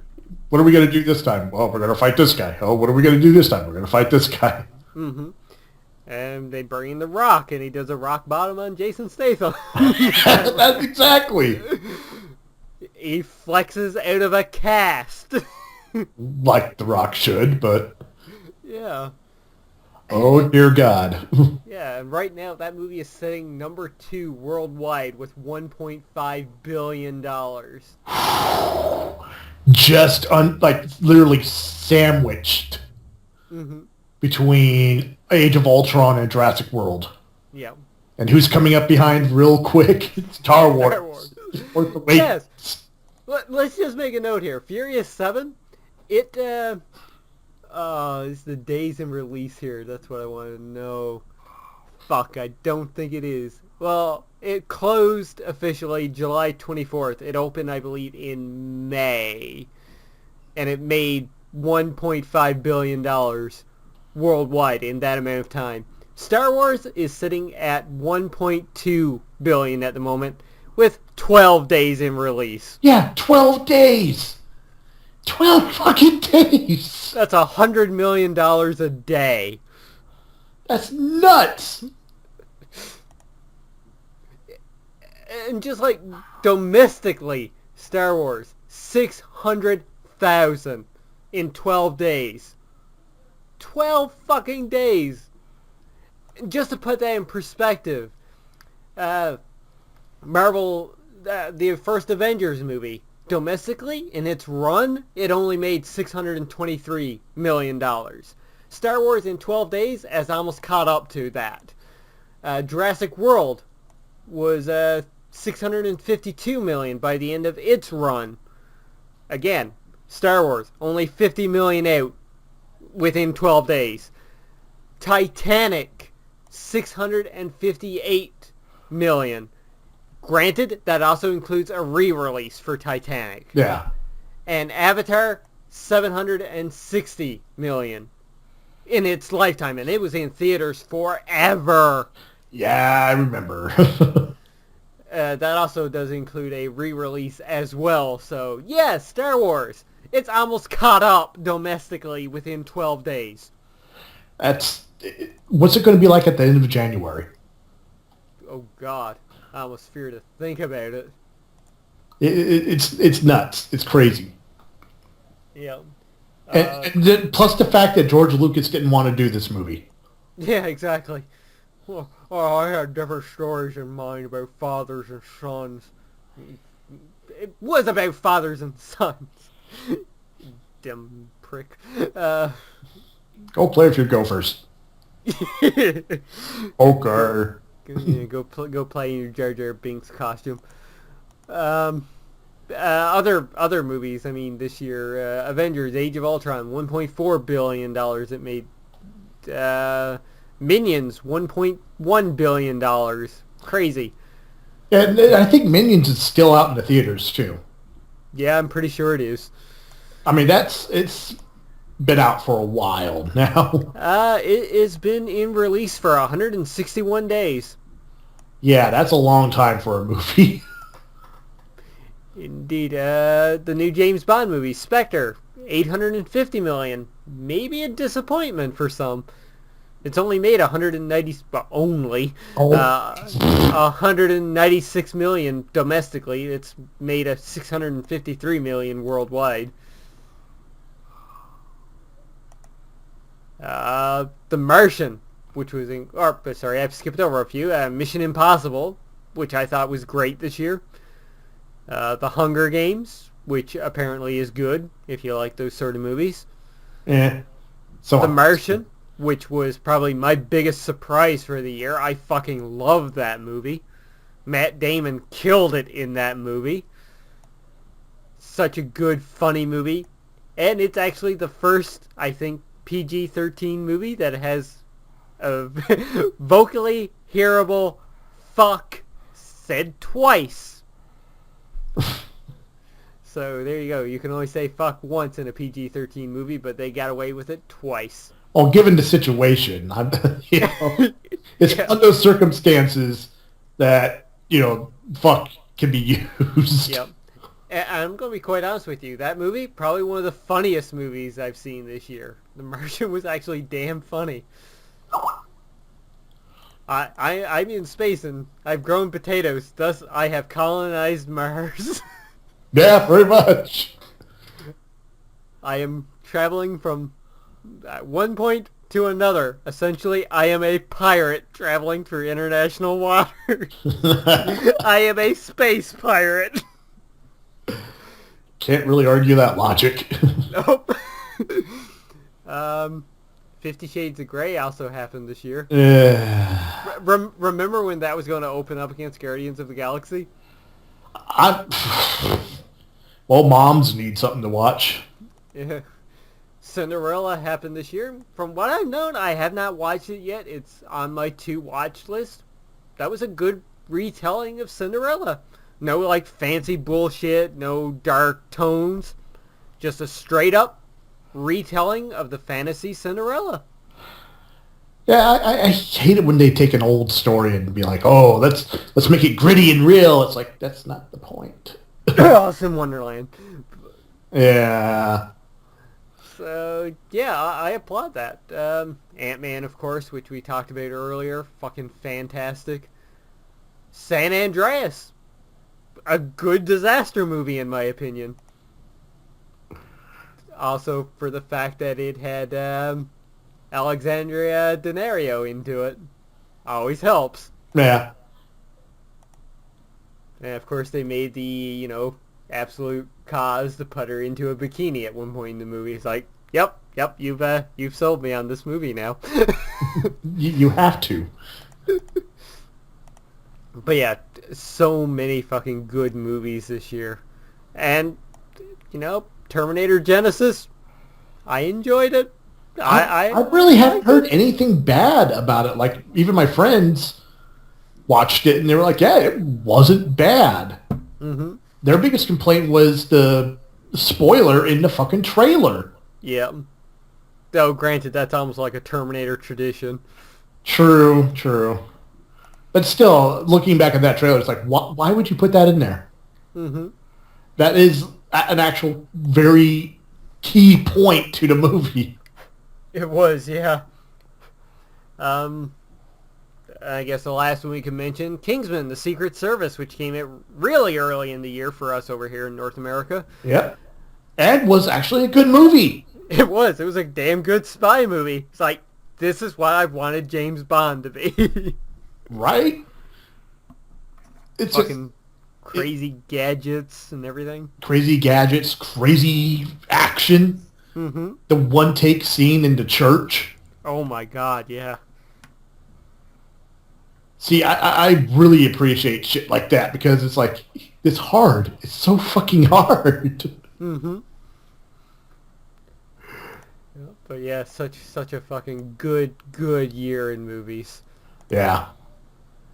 But also, TV. We've gotten some damn good TV outside of like the Marvel stuff and DC stuff as well. Yeah, we did. I mean, God. I mean, going back to Netflix, we had a new season of Orange is the New Black. Mm-hmm. We had another crazy season of BoJack Horseman. Which is fucking awesome. Like, even if you don't like animation and cartoons, watch BoJack Horseman. It is worth it. I did watch the Christmas episode on Christmas. Wow, that shit was dark. Oh yeah. Oh, it is. They do not pull any punches. No, they do not. I haven't seen Narcos. Narcos is fucking awesome. Like, I watched the first episode going, this seems alright. Watched episode 2, hooked. Fucking hooked. All right, I'll definitely give it a peek then. And, outside of Netflix, stuff that came on, like, cable TV, we got Ash versus Evil Dead. Which is still going as of this recording. 30 years later, and Bruce Campbell is still fucking awesome as Ash. Yep. And I can't wait to sit down and marathon all of it. Oh, me too. I've only watched the first episode yet, and like I've said before, I don't like horror, but I fucking love Evil Dead. Well, that's the thing. There's horror, then there's Evil Dead horror. Yeah. It's more lighthearted. Yeah, exactly.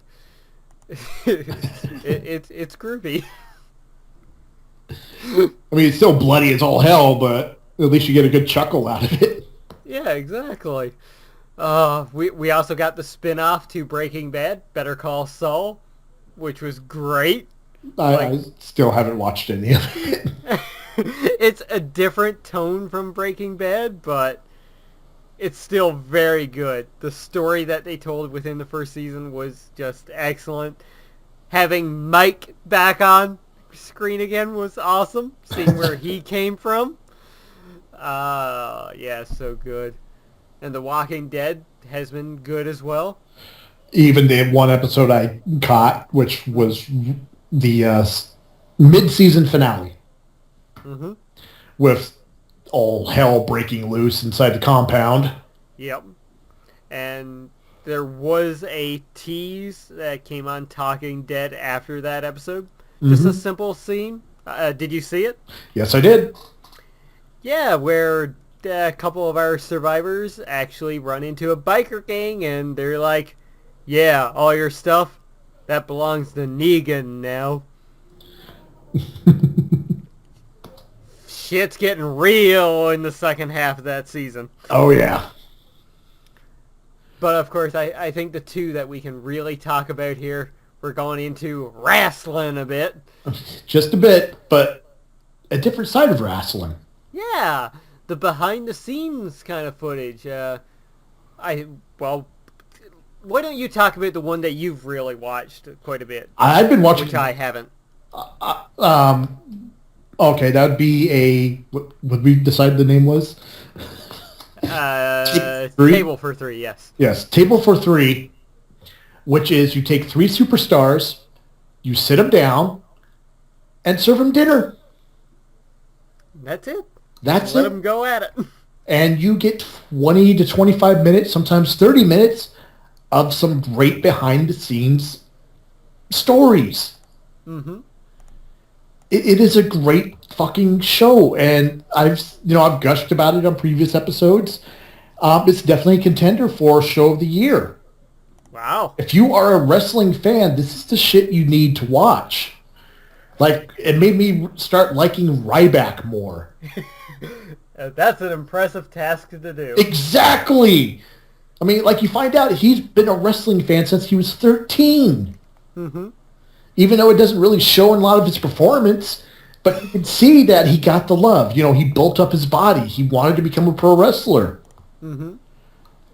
He's got that passion for the business. It's great. And it's just so great sitting, like, the only one I haven't watched is the one with The Miz, K-Quick, or R-Truth, sorry. Mm-hmm. And, one other guy, I can't remember his name, but it's got The Miz in it, and I honestly cannot see Miz. Like, I don't give a fuck about his character. Yeah, he's a talented wrestler when he wants to be. Yeah. I think what they're doing with him right now is good, though. Just get him to do the talk show segment. Yeah. He can be good at that. Yeah, and he's a good talker. Like I said, I'll give credit where credit's due. He is a good talker. I just don't like him. Mm-hmm. That said, I want to see his movie that he did with Paige. Santa's Little Helper, simply because that looks like it'd actually be kind of funny. Mm-hmm. Oh my God, what the fuck is wrong with me? Well, it's got Paige in it, so. Yeah. I'd watch anything with Paige in it. Yeah. But, no, seriously, Table for Three, great series, great look behind the curtain. Mm-hmm. And from that, another show, which is another great look behind the curtain, has come out. Yep. And we've both been watching this one. Yeah, Breaking Ground. Look behind the scenes at NXT. And narrated by William fucking Shatner. Shatner, right? Oh my God, I can't believe it's like, wait, that's William Shatner. And he's not phoning it in either. No. Which usually with a lot of voiceover work, you can tell when the actors, oh, Jesus Christ, my roommates are yelling. You can usually tell when they just kind of phone it in. Mm-hmm. But with this one, no, he is serious. He's like, no, I'm working. Yep. Because if I don't, I'm going to get hit in the head with a sledgehammer. Yeah, Triple H is just behind him at all times. Say the line, Shatner. Just say the line. I'm Shatner. But yeah, it's a great look behind the scenes. Like, you see these guys and how hard they work on their characters and how much they love the business. It gives you a new appreciation for everybody. Yeah, I mean, like, I've even started liking Darren Corbin a little bit, seeing just how he is backstage. Yep. Because, we've said it before, because, Ryback is the kid creative character. Yep. I mean, come on, it says big guy. And Darren Corbin is the angsty teen creative character. He comes out, just stands there. Oh, he's so intimidating. He doesn't have to do nothing. I'm here for the money. Yeah. But, seeing him backstage, it's like, okay, you see his personality more. Mm-hmm. You see that he does care about the business and he wants to do well in the business. Yep. And another thing about the show is they show you just how hard everybody works. Mm-hmm. I mean, a lot of people think wrestler just hit the gym, practice once or twice a week, go to the show. Yeah, no. No. These guys, from when they wake up, training, workout, videotaping, practice, probably another workout before they go to bed. Yep. And that's their day. Yep. And it's not just workout either. It's like the character building. That's what really hooked me on the show. Like seeing everybody trying to evolve their character to get that thing, that it factor that they need. Yeah, to tap into the thing that they need to tap into just so they can start, propelling to the next level. Mm-hmm. And I love the fact that they've been bringing in so many superstars like, Finn Balor, Asuka. Yep. Yes, it's Asuka, not Asuka. Asuka. There's a big fucking U in the middle. But, these are people that have wrestled all over the world. Mm-hmm. And, they're bringing what they've learned into the training center, and they're helping everybody. I mean, this is the definition of teamwork. That's how professional wrestling is supposed to be. Mm-hmm. It's not about making yourself look good. It's about making the person you're in the ring with look good. Yep. One of the last episodes that aired with showing Sami Zayn helping out, what's her name? Exactly. The horrible one. Yeah. I mean, like Eva Marie. Yes, thank you. I don't like Eva Marie, but I do respect the fact that she is trying to get better. Yeah, like that one scene alone, she is trying to improve. I can appreciate that. I just don't like the fact that whenever they think she's ready, you could tell when corporate steps in with NXT and anything NXT related. Mm-hmm. When they step in with something, it's shoved down your throat. Yeah. Eva Marie was shoved down our throats. We didn't like that. Mm-hmm. That new guy, the Drifter, who was on last week's NXT. He plays the guitar, and he's whatever. Yeah, I can't mind his name now. Yeah, but remember he had that match with Bull. Mm-hmm. How fast was that match?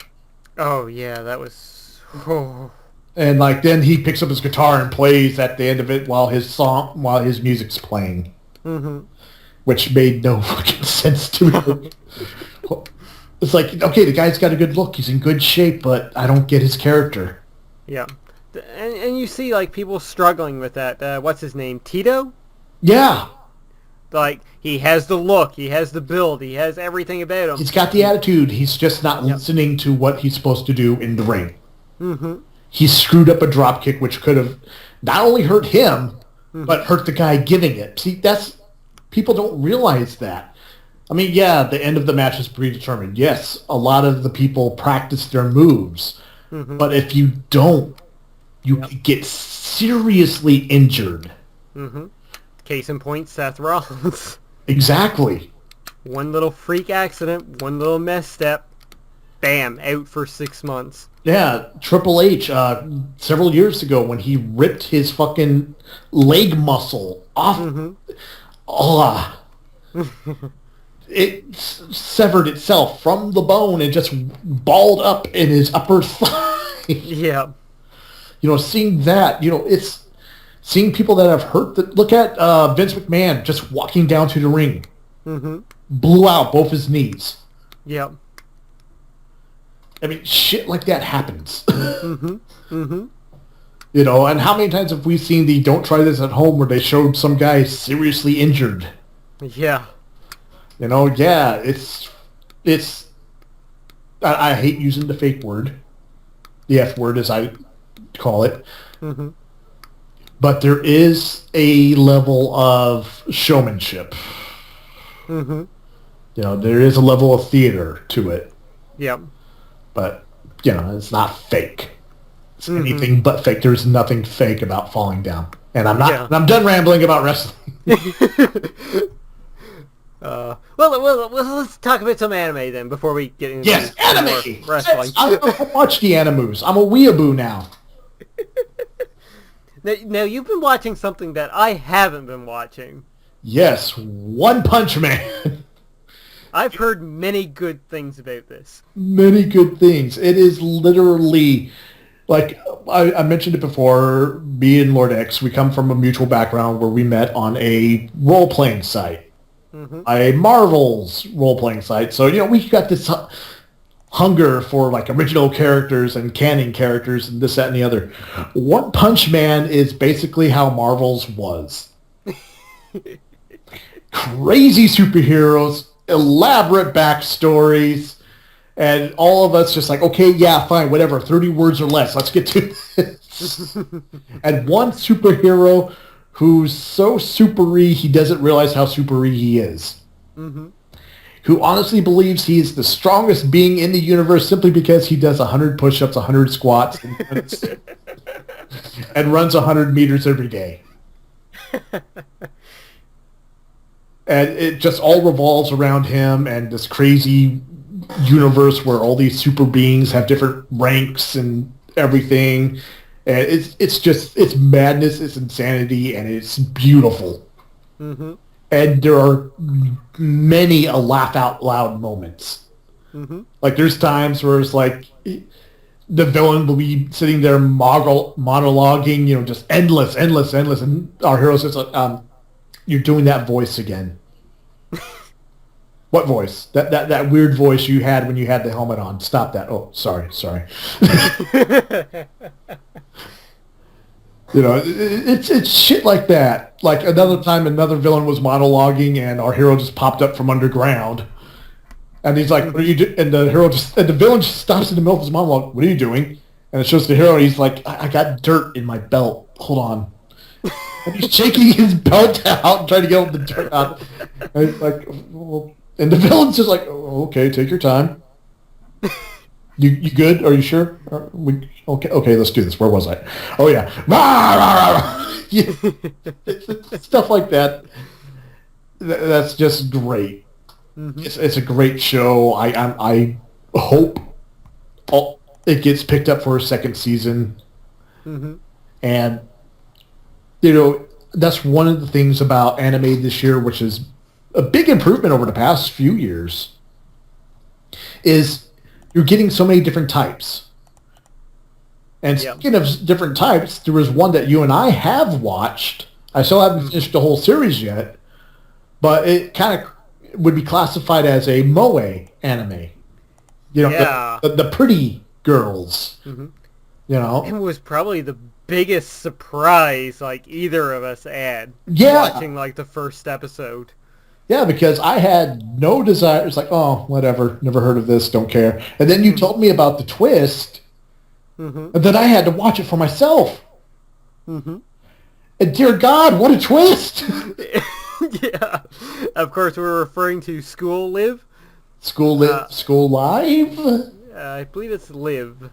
It's hard to tell. Yeah, either way, but my God, like the first episode, as we gushed about here on the podcast earlier in the year, it starts off like, oh, it's just going to be a cutesy, annoying type anime with an annoying main character. Hmm. Like, yeah, I've gone through, but all the way through that like first part of the episode, almost all the way through near the end, you're like, there's something off about this. Like, you have that sense like there's something wrong here. You can't quite put your finger to it. You maybe brush it aside, thinking it's just me. It's just like my feelings towards this like weird, stupid kind of Yeah, anime. And then that twist hits, and you're like, holy shit. Like, I remember watching the first episode one night. I was just laid back watching it, like, okay, yeah, haha, funny. Jokes, huh? And then that twist hit, like, I jumped up. It was like, what? Like, what the fuck? they went there. Yeah, it was, the fact that they told, like, that story, showing that way of, like, grief and mental illness, like, Yeah. was insane. And how the series progressed, like showing how the girls were surviving in this zombie apocalypse. By living at the school. Mm-hmm. Yeah. Which was mysteriously filled with all these necessities that were needed to, like, support a surviving community somehow. Yeah. Which And I find really weird. Yep. Hopefully we'll find out more about it in season 2. Indeed, yeah. We got little hints of it and a little bit of revelations. But as that series went on, like, they went through so many episodes, and there was the fan service moments, but they made sense. Like, the girls trying on outfits while they were in the mall. It's like, yeah, they had their little moment of escaping reality and, like, being girls. Yeah. And the beach episode. Because every Yeah. has a beach episode. Everybody needs a beach episode, but they did it well. Oh, which reminds me, One Punch Man didn't have a beach episode. Yeah. Not an anime. Not an anime. Disqualified. um, but even then, like, so much fun. That was their escape moment. Like, before the previous episode, they learned of something new. And like, okay, we kind of have to go check this out. But they took a break. They took a day off. They took a day to relax.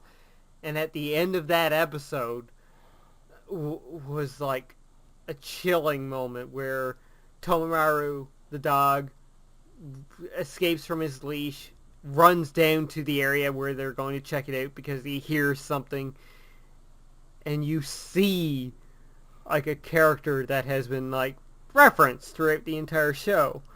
It's like, oh shit, things are going to get real next episode. Like, that week in between episodes, it was like, I don't know if I want to watch it or not. I have to watch it, but I don't know if I want to. I don't know if I want to see how the girls are going to react to this.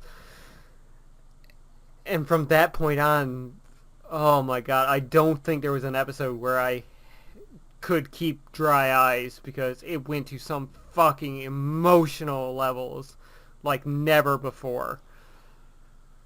Like, we see the evolution of, like, the main character who is suffering through this grief and trauma, and how she has to fight against it in order to save her friends, like, and how she has to let go and say goodbye to somebody. It was powerful. It was fucking powerful. Yeah. Yeah, just It's hard to talk about without even like getting emotional about. I really want to go back and rewatch it. I want to own it like as soon as that comes out on Blu-ray. I don't care if I have to pay $50 for it. It's getting bought because it is worth it. And seriously, if you have not seen School Live, and even after the spoilers we've just talked through, honestly, I think it is the best anime that came out this year. the best surprise anime, definitely. Mm-hmm. Because, like we were saying earlier, there's been other animes too that have been surprisingly good, but in different ways. Yeah. One of them being, Monster Monsoon, Living with Monster Girls. yeah. I watched that entire first season. They have not announced a season 2, and I'm kind of disappointed. I've seen parts of episodes. Yeah, I will. Some of them were a little too much. Yeah, they go weird even for anime standards. But I will say this, like, the underlying message in that series is really good. And it's essentially like, look at people as people. Don't, like, disregard them because they look different than you. Yeah. That was the underlying message of the series, and it's really good. Like, it tells a really positive message. Sure, there's a lot of creepy sexual tones going on as well. Just a few. Yeah, just a few. But the underlying message is good. Like, it's honestly good, folks. Like, it's positive. It may be creepy, but it's positive. If Fuck. you can get past the Harpy episode. Yeah. That's the one where even, like, I've read other fans were just like, what the fuck? Mm-hmm. Yep, it's not one to watch with your parents, folks. I will say that right now. Do not watch this one with your mom and dad. Yeah, definitely don't watch this with mom and dad. All right, should we briefly talk about a little bit more of anime before we dive into trailers? Or not anime, I mean wrestling. Yeah, sure. Because it was, a pretty good year in wrestling. Ups and downs. Lot of downs for the mainstream wrestling. Yeah. But nothing but ups for NXT. Yeah, holy fuck. This was the year that I did get into NXT, and my god am I glad I ever did. Like, their pay-per-view events were incredible. Yeah, not a single, there's a couple botches and a few matches, but yeah, all of the matches, even the filler matches, everything's been good. Yep. And they have proved one thing, and that is that women's wrestling can be just as damn good or even better than the men's wrestling. Yes. Sasha Banks and Bayley this year have killed it for the women's division in a good way. Indeed. Like, they are essentially the reason we are getting, like, 10-minute matches on Raw now for the women. Yeah, not because of the fucking divas. Mm-hmm. No, not because of the twins. No. But because of the hard work that the girls in NXT are putting in. The girls that they keep trying to get on the main roster and then do nothing with. Mm-hmm. Yeah. I mean, come on. Fucking Sasha Banks has been undefeated on Raw, and they have not brought that up. Of course not. Well, you need to know more about... you need to learn more and more that you can about Roman Reigns and his, struggle to become a champion. You need to learn that. You need to know that. I mean, that's why they talk about it so much, because nobody knows about his struggles and about everything that he has to go through to become the champion of the world. Fuck Christ. But yeah, matches of the year from NXT. Sasha and Bayley, their first match, and then that Iron Woman's match. Yes, world's first Iron Women's match. That was the main event of a pay-per-view. Mm-hmm. It was... Oh, my God.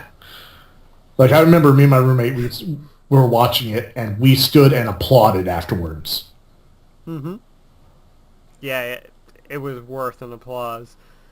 And the emotional thing afterwards, the story that was told, like, man, it was a tearjerker at the end, too.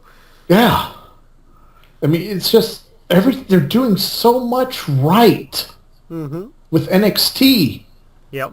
And I just keep picturing it in my head. It's like, Jesus Christ, Vince, just step aside already. Yeah. Yeah, because Triple H is proving that he can run a damn good show. Yeah. Fucking the main roster, Raw, because SmackDown doesn't, no one cares. Yeah. You know, they had the big Tough Enough event this year. Mm-hmm. No one cared. Yep.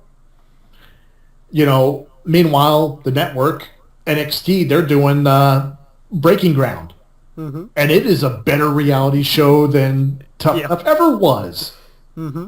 Because that's the reality show people want to see. Hell, you said it before we started recording. It's a better reality show than Total Divas. Yeah, by far. Because, in all honesty, who wants to see a bunch of drunk women?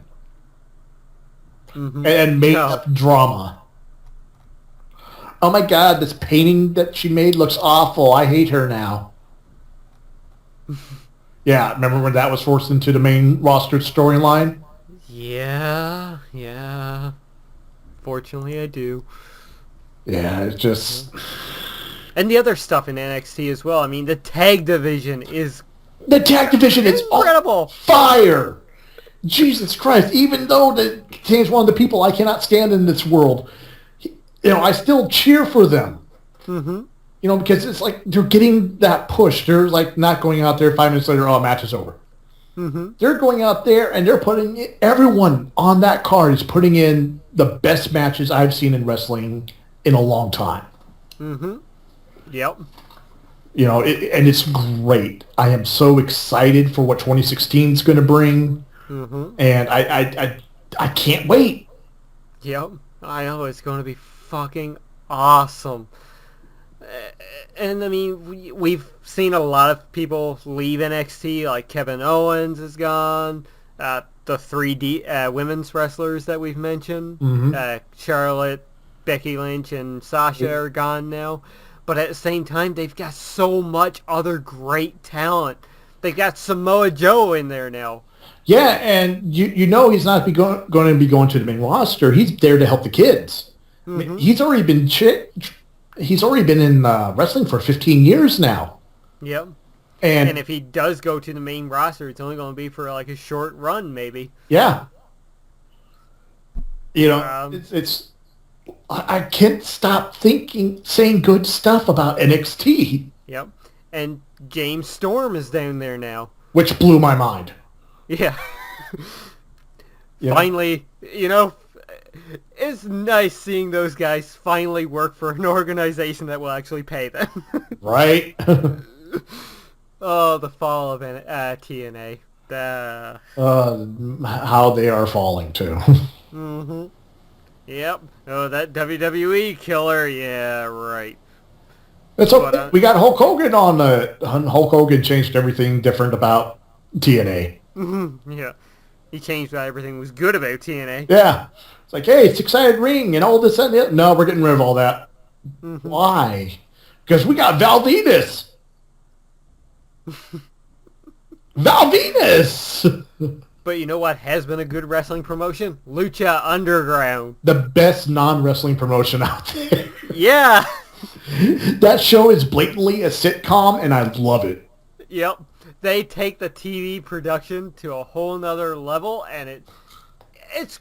You know what it actually reminds me of? What's that? Ultimate Muscle. Oh, the anime. God, yes. Yes, that's exactly what it is. It is the live-action version of Ultimate Muscle. Complete with the crazy off-the-wall characters. Yep. And Season 2 is not going to be any different. No. And they can actually say that they have seasons. They take off time. Yeah, they take time off so, you know, the guys can go out and, you know, they have their storylines. They record a couple week I think it's like every 2 weeks they record 2 episodes, Mm-hmm. and they put them out relatively fast. Yep. So there's no like, okay, we have to wait 6 months until this episode is aired so we can do the storyline on the main show. Mm-hmm. But no, it's fucking awesome. I love the fact that they're actually bringing in legit lucha wrestlers from like AAA and CMLL, Mm-hmm. but at the same time creating a lot of their own characters, like Prince Puma, Mm-hmm.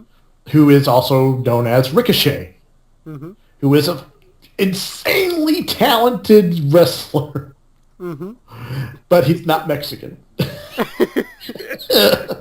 That's why he's never allowed to talk. I love the trailer for season 2 where he just punches right through a punching bag. Oh, that was so hype. Yeah. And they also have like the men versus women thing going for them too, which is pretty cool. Yeah, I mean, it's not, like as bad as like some independent things where it's like, they're punching the women and this, that, and the other. It's wrestling women. Mm-hmm. It's intergender wrestling. And I honestly, not going to lie, my fingers are crossed that hopefully my roommate gets picked up for, a match or two, because they bring in random talent every now and then. Mm-hmm. Because I think she'd do good there. She knows pretty much half the roster. Which is funny because it's like seeing Johnny Mundo. It's like, I've met that guy a few times. He's actually pretty cool. And seeing I forget what their show name is, but the Three Vatos. Oh, I don't know. I honestly You don't know know. the guys I'm talking about. Yeah, I do know what you're talking about. The middle one, the bald one that's kind of skinny, that's B-Boy. The motherfucker slept on my couch for like a week.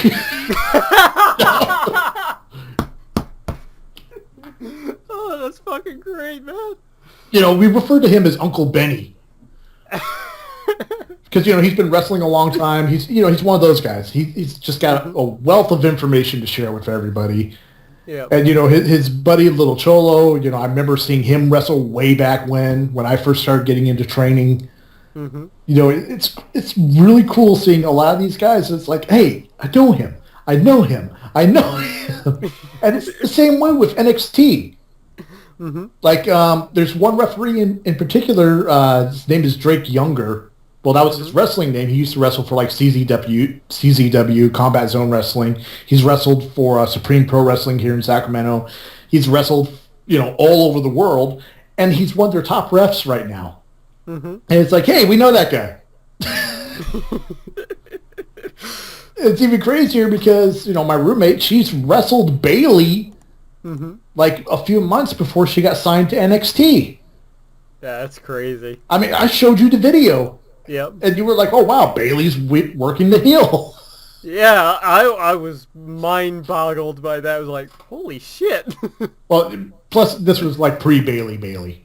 Yeah. If that makes sense. Mm-hmm. But, we could go on and on and on and on and on about wrestling. Oh, we could. Jesus, we never even touched on like the main stuff this year, which there were some good matches. I mean, Kevin Owens versus John Cena, their first match at Elimination Chamber. That was a very good match. But at the same time, for every up, there's like 2 downs with the main roster. Yeah, that's very true. 1 step forward, 2 steps back. It's like, yes, you're making progress, and then it's like, oh, what the fuck are you doing? Yeah, that was like most recently, like Roman Reigns, like at the TLC pay-per-view. Match, pretty decent with Sheamus. I will say that. Their match was pretty good. And the aftermath of the match was fucking awesome. It was like, yes, that is the Roman Reigns we've wanted. And who was involved in that? Triple H. Mm-hmm. Yep. And then the next night, Roman Reigns got the belt. Yep. On a Raw. Yep. The opening segment, great with Vince and Stephanie's like, perfect. That was great. Yeah. And Roman, like, not talking very much.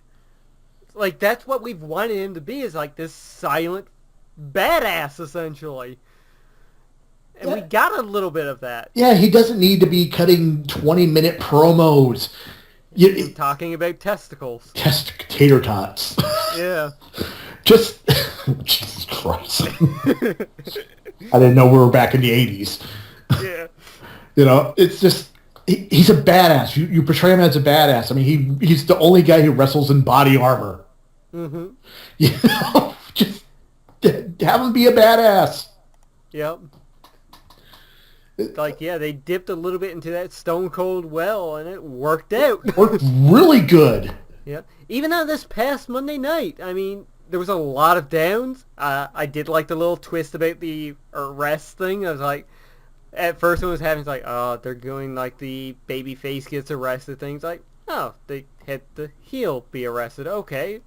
That was a surprise. And the mugshot was fucking hilarious, I will say that right now. I fucking laughed my ass off at that. And people thought that really happened. Yeah. The NYPD's phone lines were blown up by people calling to see if Vince McMahon was actually... Fucking great. Still real us! Yeah.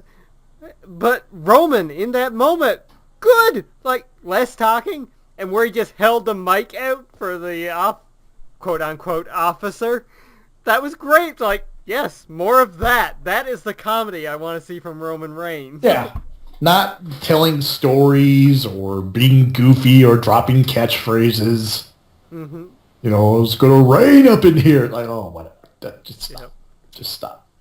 Mm-hmm. And I will say one other thing. He needs to stop with the entrance through the fans. Because the only thing I can think about when he goes down through that way is the Price is Right theme. Every time he comes out, There was, from the last pay-per-view, there was a moment he was coming down. If you notice, there was this really big fat lady. She leaned over and pulled down her shirt so her boobs were showing and took a of Roman. He started laughing as he was walking out the stairs. Oh, God, I did not notice that. Like, I'm surprised it didn't show up in the new episode of Botchamania. I mean, it's just so random because it's just like you just see him look over like, what the... Oh, God. I just want at some point some fan to reach out with like one of those Price is Right name tags and stick onto them. Roman.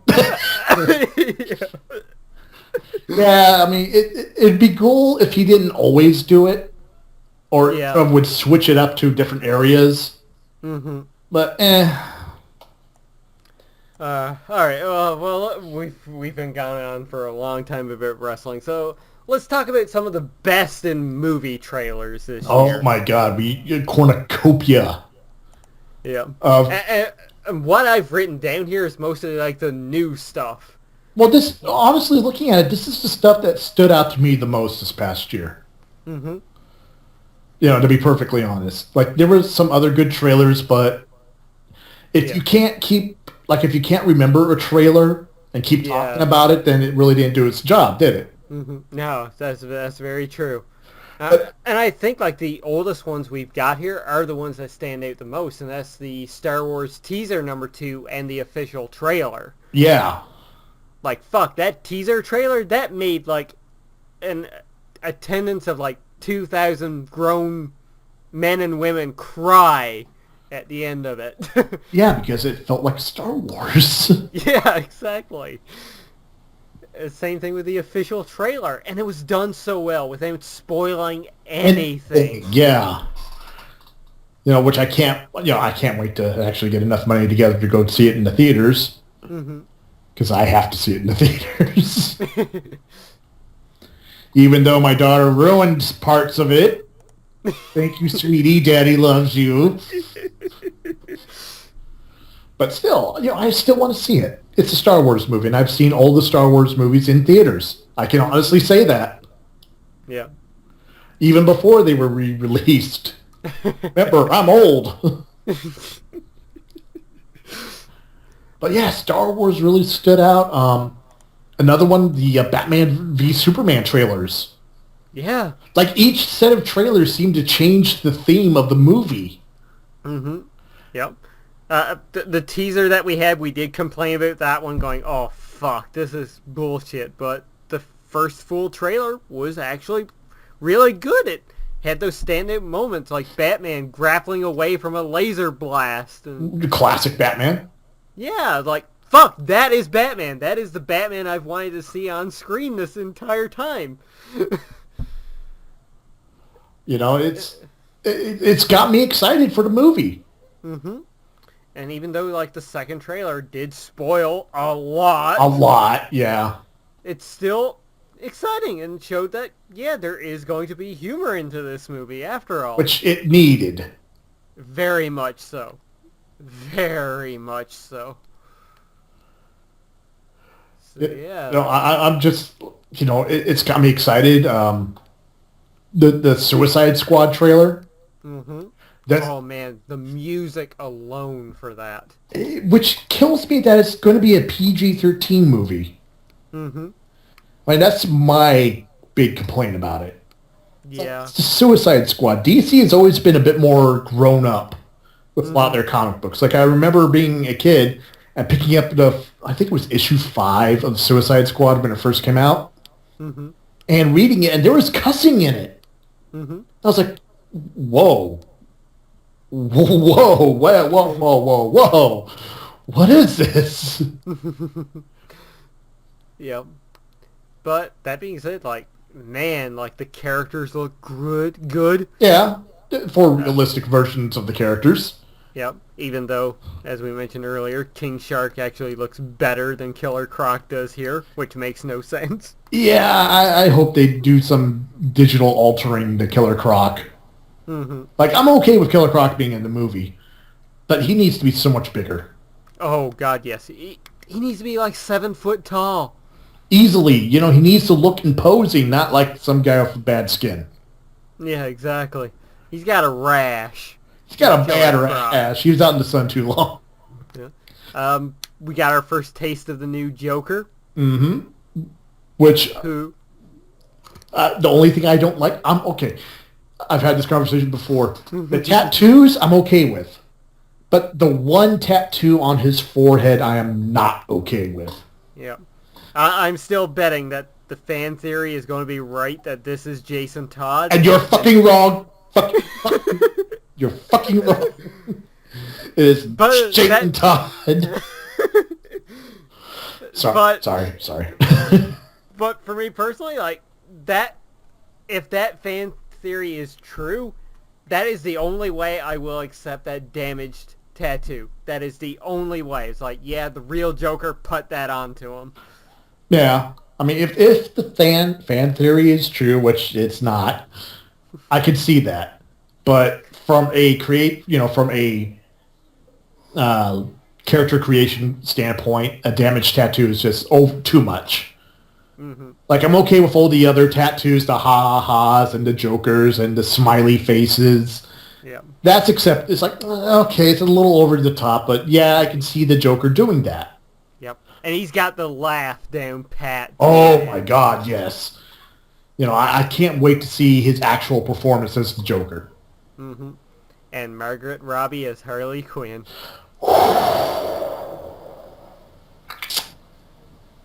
I'm sold.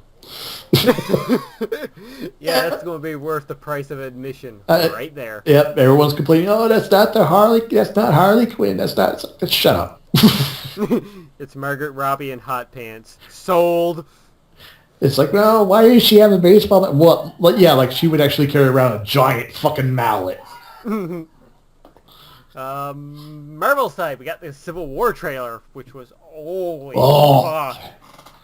Nerd juices everywhere. Yeah, we don't get to see much, but what we do see is fucking awesome, and it sets things up perfectly for Cap and Tony. Like that last little moment, the voiceover we get with Cap saying, like, I'm sorry, Tony, if there was any other way, it would be different, but he's my friend. And Tony going, so was I. He got stabbed in the fucking heart. It's like, so am I. Yeah. Like, we talk about how dark and gloomy Suicide and Batman v Superman was, where Batman v Superman was like, that first trailer is like, And even the second one for a lot of it was like, man, there's hatred in this movie. They hate each other. They're all brooding. Civil War, it's like, oh man, you can feel the love. It's like, guys, just sit down. Here's some shawarma. You remember shawarma? Friends eat shawarma. You know. Yeah. Oh, and we got our first look at like Black Panther. Who looks great. Mm-hmm. I mean, it's a simple costume, but it's simple with detail. Yep. If that makes sense. Mm-hmm. You know, I'm looking forward to that. You know, we get Return of Ant-Man. Yep. You know, Vision. Possibly other superheroes. Possibly, yeah. Would definitely confirm supervillain. Crossbones. Mm-hmm. Yep. And his hydraulic punching fist from Fallout 4. Yep. And speaking of over-the-top, crazy, and insane, the Deadpool trailers. Oh my god. Christmas Day, I watched the new one. I was like, I can't wait till February. Yeah, they're doing everything right. Like, it's R-rated, it's going to be over the top, it's crazy, violence, nudity. Colossus finally has a Russian accent. Yeah, right? And he looks like Colossus, not just a giant silver guy. Yeah, like, after, like, just hearing his voiceover, I paused the trailer and was like, yes! Like, Days of Future Past not only retconned the fuck out of X3, but it also retconned Colossus into being an actual Russian. Yay! And oh my god, just there was like the day after that trailer came out, someone was complaining on Facebook about it. It's like, oh my god, what have they done to Deadpool? This is going to be the worst movie ever. Why'd they pick Ryan Reynolds? And then I was just like, you do realize that the Deadpool we know and love today was based off of Ryan Reynolds' movie Van Wilder? Yeah. You know that, right? Matter of fact, Deadpool is pretty much based off of Ryan Reynolds. Pretty much. Same type. They're both Canadian. Mm-hmm. You know, they both, height, weight, everything about them, they're the same. Yep.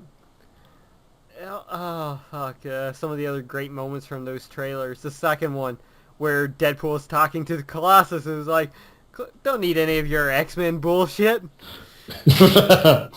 Nobody's getting hurt. Guy drops. He was up there when I got here. All right. That was great. I mean, there's so much good shit about that movie. Yeah, and I brought the big guy so you could find him. Wham! That's why I brought the girl so you could find her. Yeah. No, go ahead and finish texting. It's okay. Finish your tweet. Oh, fuck it. And the humor from T.J. Miller. You look like an avocado that had sex with an older avocado. Oh, you look like the inside of other people's assholes. You look like Freddy Krueger face-fucked a topographical map of Utah. And there's going to be so much more in there, too. Mm-hmm. Oh, God, yes. And I love the fact that they're really not showing too much of what's going to happen in the movie. Yeah, exactly. And if they have, well, still. Another complaint I've been getting is like, okay, all we keep seeing is the bridge sequence. I'm like, good. Yeah, I don't want to see everything in the trailer. Mm-hmm. I want surprises in my movie. Yeah. I've said it before, how many movies were ruined by trailers showing too much? Yeah. Like, I still think a lot of the Jurassic Park trailers would be better if you never saw a dinosaur in them. Mm-hmm. Yeah. But no, that's not how it works. No. Or if we hadn't seen Doomsday in the Batman v Superman trailer. Ugh. There's a fan edit out there which is 10 times better. Let me guess, they got rid of Doomsday. That and they edited it together differently, so it worked out really well. I'll actually send it to you after we're done recording. Okay. Another surprising trailer, TMNT, Out of the Shadows. We talked about it last podcast. That was mind-blowing. Fucking mind-blowing. Like, I have rewatched that trailer so many times since it came out, and though it's not as strong as when I watch the Star Wars trailers, I get a bit of hope watching that trailer. Yeah, because you watch it, it's like, wow, this looks like it'd be fun. Yeah. I mean, honestly, out of all the trailers that I've seen on the list right here, the only one that I really don't care about is Independence Day. Yeah, I'll be honest with you. It's mediocre at best. And that's only because how long have they been talking about making this damn movie? Yeah. And I think there was no iconic scenes into it like there was with the original Independence Day. Yeah. Oh, it's a bigger mothership. Yeah, woo. How are we going to fight it? Oh, wait, we'll just pew-pew with our lasers. Pretty much, yeah. Other than that, I'm still looking forward to it. Yeah, I mean, I'm sure it'll be a lot of fun, but, Will Smith isn't in it. They killed off his character. Mm-hmm.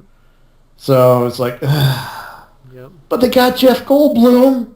Yeah. Woohoo. And Bill Paxton's back. Yay. But one thing we can say yay about the Jungle Book trailer, the live action that one. Looked good. That looked like a storybook movie. Flat out. Yep. It looks like what it would be if we did get a live action Jungle Book. And we're getting fucking Bill Murray as Baloo the bear singing Bare Necessities. That is worth price of admission right there. And fucking Christopher Walken is King Louie. That's going to be great. That's going to be so good. Yeah. Oh. The last trailer, I guess, of note that we can talk about is the X-Men Apocalypse trailer that dropped this year. Yeah, it was good, but I'm waiting for the next one. Mm-hmm. Yep. Like, we got hints of things, showing different things. Could have used more Olivia Munn as Psylocke in the trailer. Mm-hmm. Though we get that one badass shot of Storm dropping down. Yeah. Like, I saw that, and I was just like, oh. Mm-hmm. Oh. That was almost a stand-up and clap moment right there. It's like, yep. They finally got it right. Nothing against Halle Berry. It's just she really wasn't the right actress. No.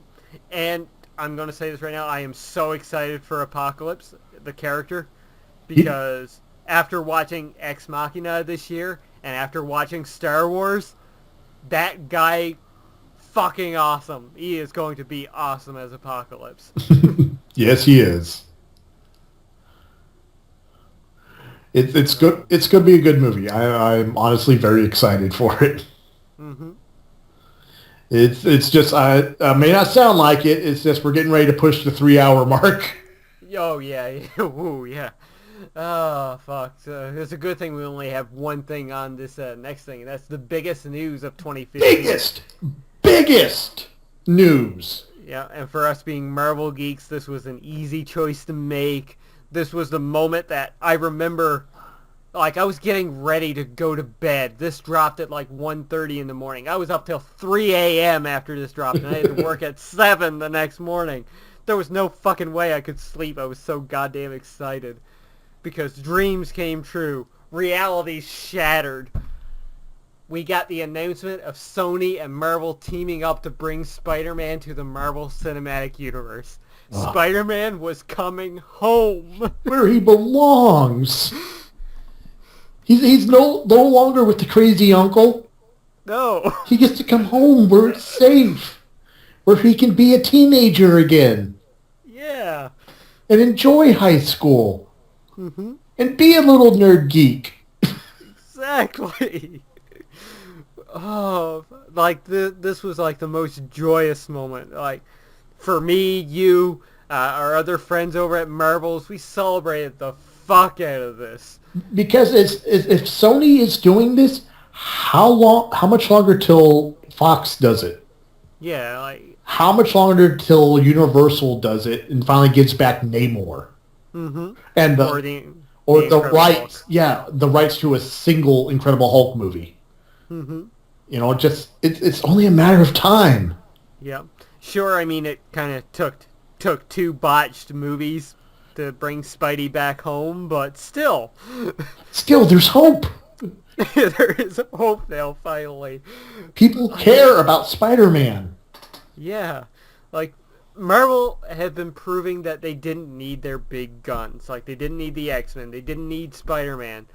But they like, leading up to 2016, we were looking at Batman v Superman and Captain America were going to drop on the same day. And it was going to be like, yeah, like, we're more excited about Civil War, but Batman v Superman, that's going to draw the bigger attention because it's Batman versus Superman. Right. And then Sony and Marvel dropped this news and, yeah, Spider-Man's back, and he's going to appear in a Marvel film first. Like, oh shit, he's going to be in Civil War. Oh, Fuck!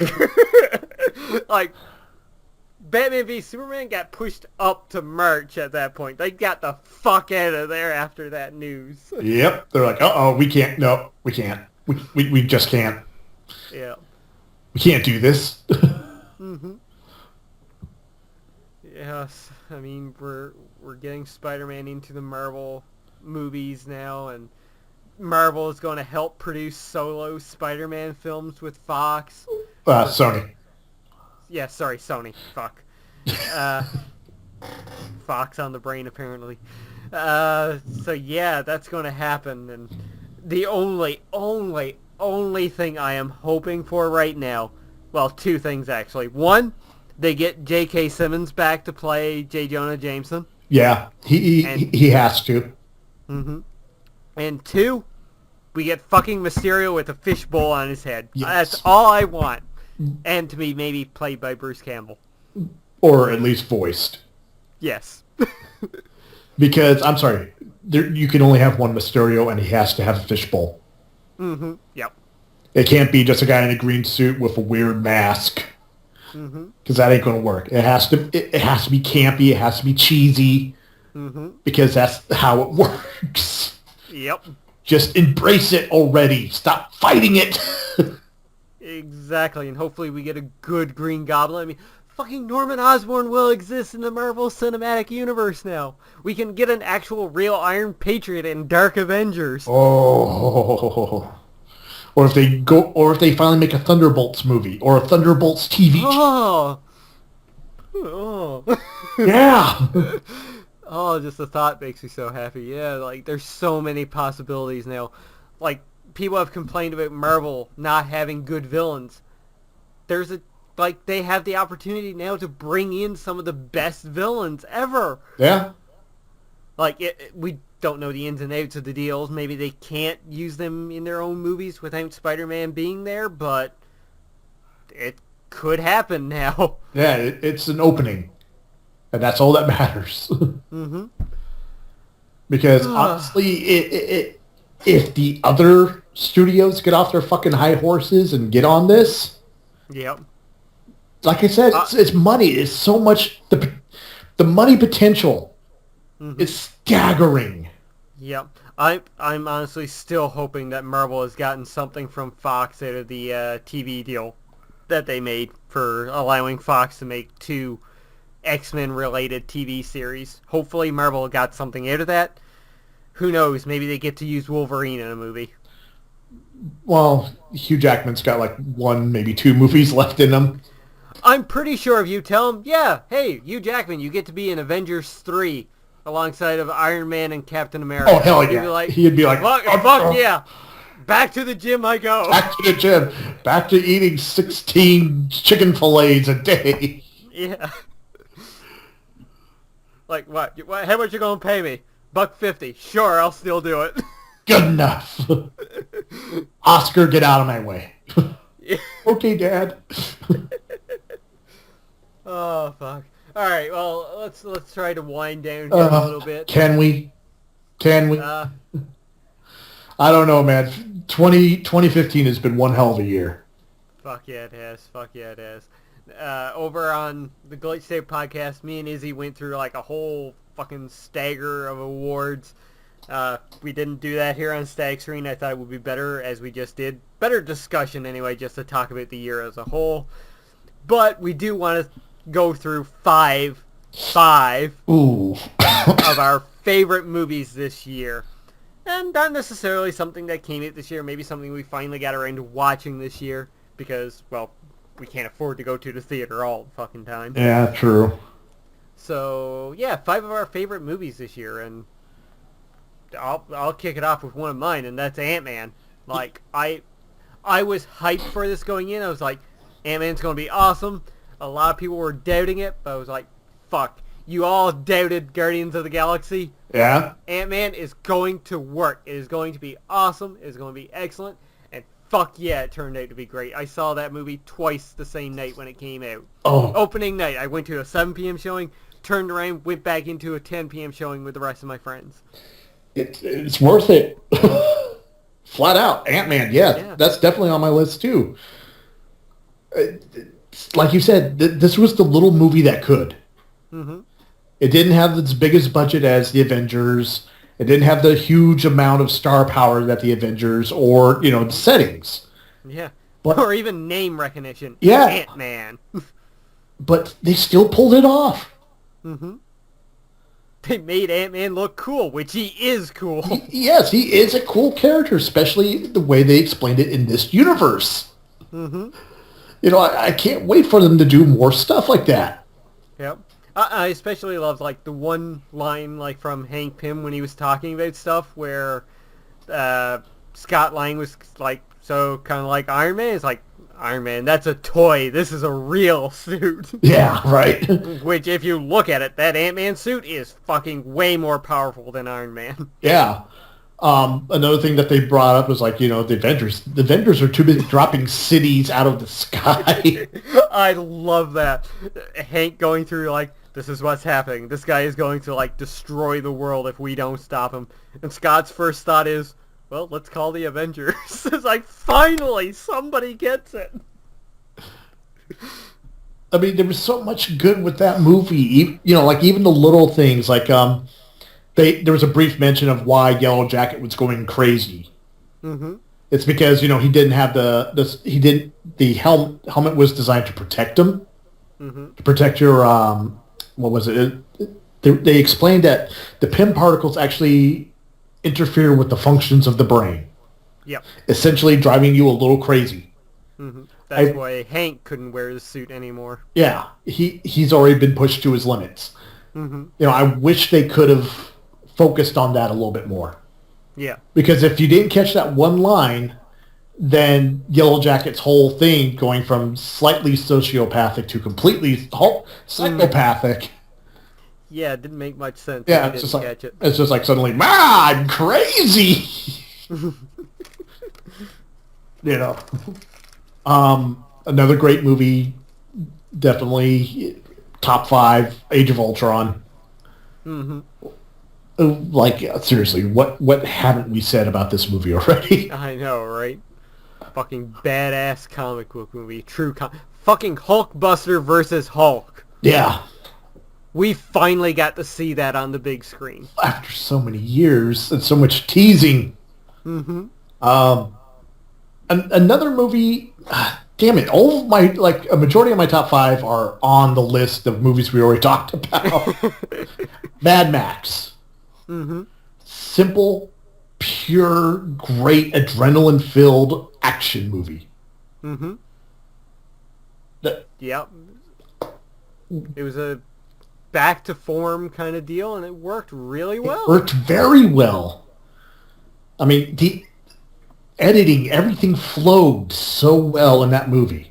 Yep, and it showed you that, yeah, practical effects are awesome, and if you mix in CGI the right way, makes it even better. Yep. Because there was like only one pure CGI shot in there, and that was the sandstorm. Yep. And, it was all right. Mm-hmm. But, seeing all the other effects, all the shit all the stuntmen were putting themselves through before that is like, good God, these guys are nuts. Another movie you liked?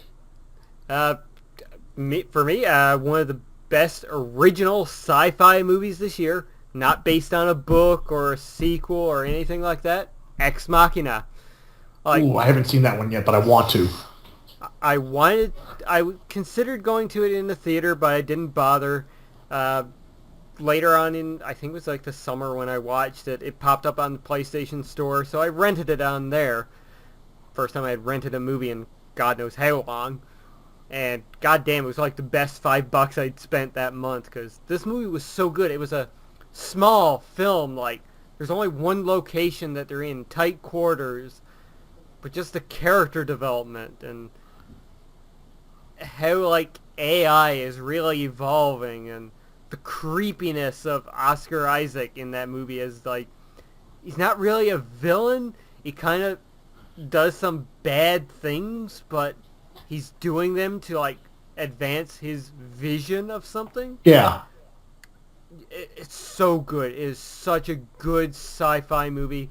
I know it's on Canadian Netflix right now. I'm not sure if it's on American Netflix, but yeah, this is a movie that is worth setting some time aside for and watching. It is, like I just said, one of the best original sci-fi movies that have come out in a long time.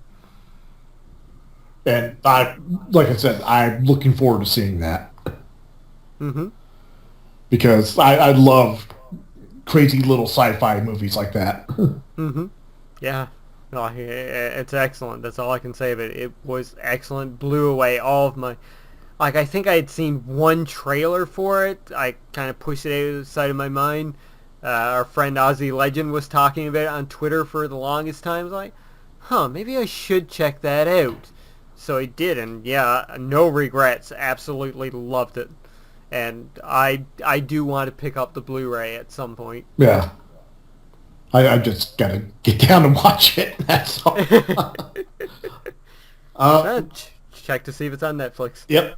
Let's see. I'm trying to think of another movie that I watched.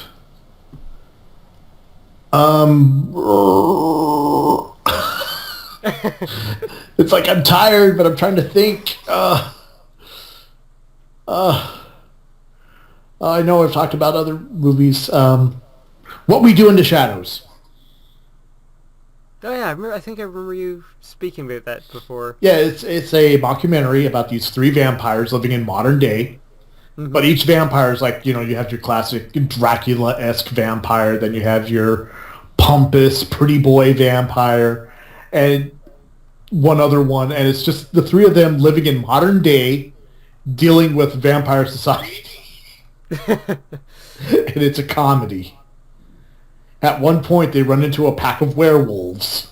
Mm-hmm. And the werewolves are like these homeless guys going around sniffing each other's butts. Jesus Christ. And the movie is great. It is definitely one of those that catch off guard. Mm-hmm. And definitely one of the top movies of this year. Nice. Definitely a top 5, simply because I wasn't expecting it to be as good as it was. Mm-hmm.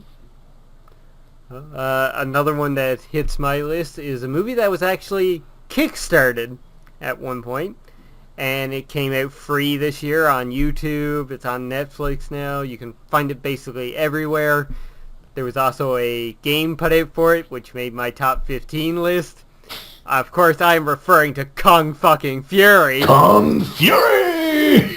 Which is probably the most badass 30 minutes you will ever watch. It's free, like I just said, on YouTube. It's a throwback to, like, the 80s action movies ramped up by 1,000. Yeah. Hitler comes through time. And shoots someone over the phone.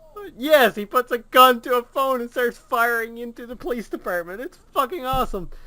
And in order to stop Hitler, they have to go back into time. And how do they go back into time? They hack time.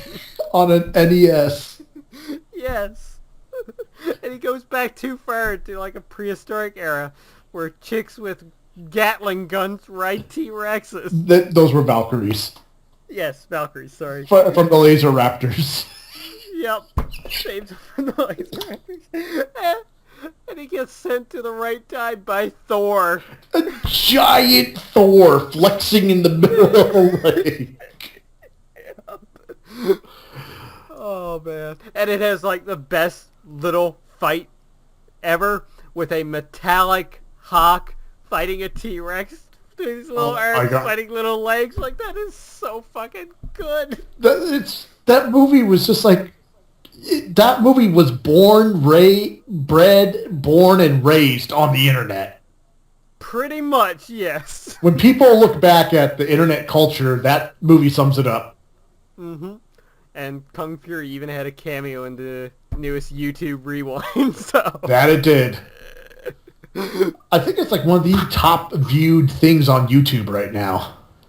Yeah, I'm pretty sure it is. But it counts as a movie. Yep, definitely does. You even got a song by David Hasselhoff. Yep. Oh, man, yeah. Fucking Kung Fury, man.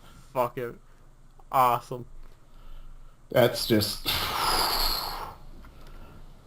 Man, I don't even know where to go after that. Yeah, it's almost 2016. Yeah. Oh, fuck. Like we gushed over so many movies, so many TV shows. I'm going to have to drink a gallon of water to rehydrate after this. Yeah. Yeah. The other two on my list were Inside Out and Star Wars, but we've already talked about those. Inside Out, fucking awesome Pixar movie that will make you cry. Yeah. Well, Pixar does that. Yeah. So I guess we can wrap up our discussion here with one final thing, and that is 5 movies we can't wait to see in 2016. I plan on doing a top 10, but I picked 5 that I'm really excited for. And fuck me sideways, all 5 of them turned out to be comic book movies. Right? Because next year is the beginning of fucking awesome comic book movies. So, quickly, my 5 are Batman v Superman. Yep. Like, despite what I've said about the trailers being dark and gloomy. I'm still going to go see it. Yeah, it's fucking Batman and Superman in the same movie together, and Wonder Woman. And they all have actual superpowers. Yeah. Captain America, Civil War. Duh. Fucking, I'm going to probably see that movie 5 times, knowing me. Probably. Deadpool, same fucking Yep. thing. Deadpool is my second favorite superhero. Fuck Valentine's Day. We're going to go see Deadpool. Yeah. Fucking, I never thought I would say this in a million years, but Teenage Mutant Ninja Turtles, Out of the Shadows. I want to see that movie in theaters. Like, God damn you, Michael Bay. Well, he's producing.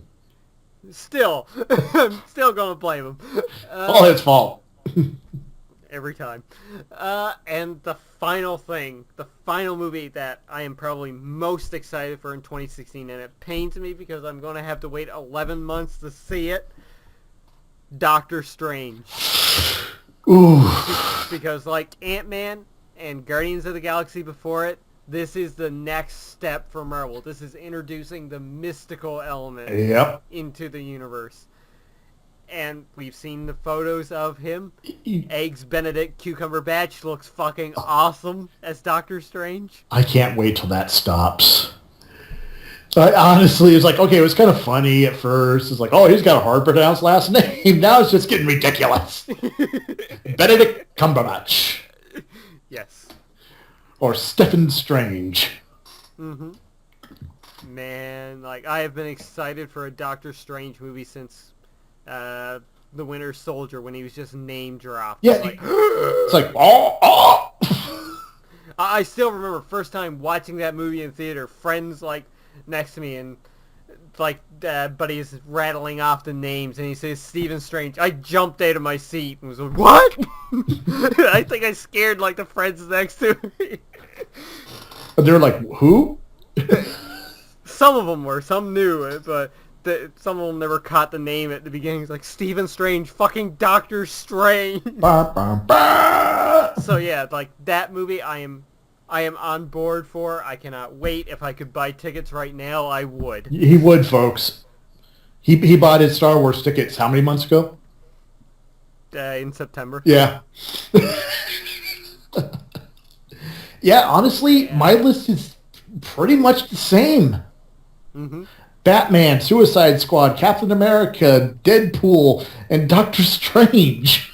Mm-hmm. There's nothing I can really add to that. I mean, I've said it 1,000 times before. It's a good time to be into comic books. Yep. There is one other movie, too, that we haven't mentioned. I say, well, I had this one as an honorable mention right now. Rogue One, a Star Wars story. We're actually getting another Star Wars movie, folks. Yeah, next we're year. getting a Star Wars movie every year now. Yep. Well, somebody brought up the point, like, we were waiting, essentially, say, 10 years for The Force Awakens. Yeah. It's only 17 months until Episode 8, folks. Yeah, because they realized, we're not going to wait 10 years between episodes. Mm-hmm. Because that's stupid.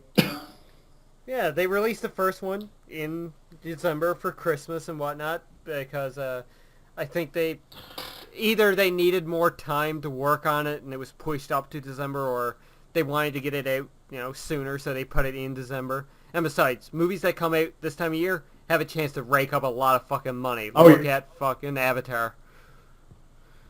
So, yeah. So now they're going back to May because, May the 4th be with you. Ah. May is Star Wars month, essentially. Yeah. So every May we're going to be getting a fucking Star Wars movie. A Star Wars movie, a Marvel movie, and most likely a DC movie in the same month. How are we going to... We're going to go broke. I'm going to have to take it alone. Sign up for government assistance after this. I mean, Jesus Christ. Got to start pushing old ladies downstairs and, setting up insurance rackets so we can support our habit of seeing comic movies. Pretty much be on a street corner. Yo, man, get a hand job for movie tickets. Be like that scene from Beer Fest when they go pick up their buddy from underneath the overpass. If you want to see it, it's $0.25. If you want to touch it, it's 50 cents. If you want to see me touch it, 75 cents. All while wearing a Captain America t-shirt. Dear God. Terrible. But yes, Rogue One. Looking forward to that. Well, we all know it's going to have a happy ending. No. Everybody's going to make it out of that one. Yeah. A-okay. None of them are Bathans. Mm-hmm. Or are they? Yeah. Because I do remember that several Bathans died to bring us this information. What's a Bathan? Now we find hopefully it's not Felicia Day. Or Donnie Yen. Mm-hmm. Oh God, that's another movie coming out this year that I'm looking forward to. Ip Man 3. Oh yeah. Donnie Yen versus Mike Tyson. Mm-hmm. We got Arcade off his... It's not a hoverboard. I will not call it a hoverboard. A mini personal Segway device. Yeah, what are those called again? They're like mini Segways. Yeah, without the handle. Yeah, without the handle. Yeah, I was in EB Games one day. I forget what I was picking up now. It might have been Xenoblade, but girl service was like, "Anybody want to buy one of these? Only $500." Yeah, apparently someone. But they were joking about it though. It's like even like the cashiers and like me and a couple of the other people they were talking to is like, those things are fucking dangerous. Like, the guy who invented the Segway died on a Segway, and this is a Segway without the safety handle. Right? Oh, God, and seeing Mike Tyson just fall off of it just proves how dangerous this fucking thing is. Yeah, but he got punched off by Little Mac. I thought he was RKO'd by Randy Orton. Different universes. But, yeah. Oh, fuck. 2015. Yeah, 2015 was one fucking hell of a year, and 2016 looks to be even better. Yes, it does. And, well, we only have to wait one day for that. Yeah. Hopefully. Matter of hours now. Yep. Or in the past, depending on when I get this up. Yeah. Well, hopefully you'll have it up. You got the other ones up pretty quickly. Yeah. Quick edits. That's what's happening again here, folks. I don't know. There'll be a picture of, Margaret Robbie. Or you can just put up that other picture that I sent you of Star Wars. Oh, yeah. The guy walking in as an adult, coming out as a kid. Mm-hmm. Which is... No, wait. You never sent me that one. Yeah, look in the Skype. Oh, fuck. So that's what that was. I never looked at Long ass thing, because I got it on Facebook. Oh, that's awesome. Yeah, that I think I will. Because right after you told me about that, I saw that picture. I was like, that's exactly how it described it. Just one final note on Star Wars, which I will mention. It was every time I've been to the theater, it's been completely awesome.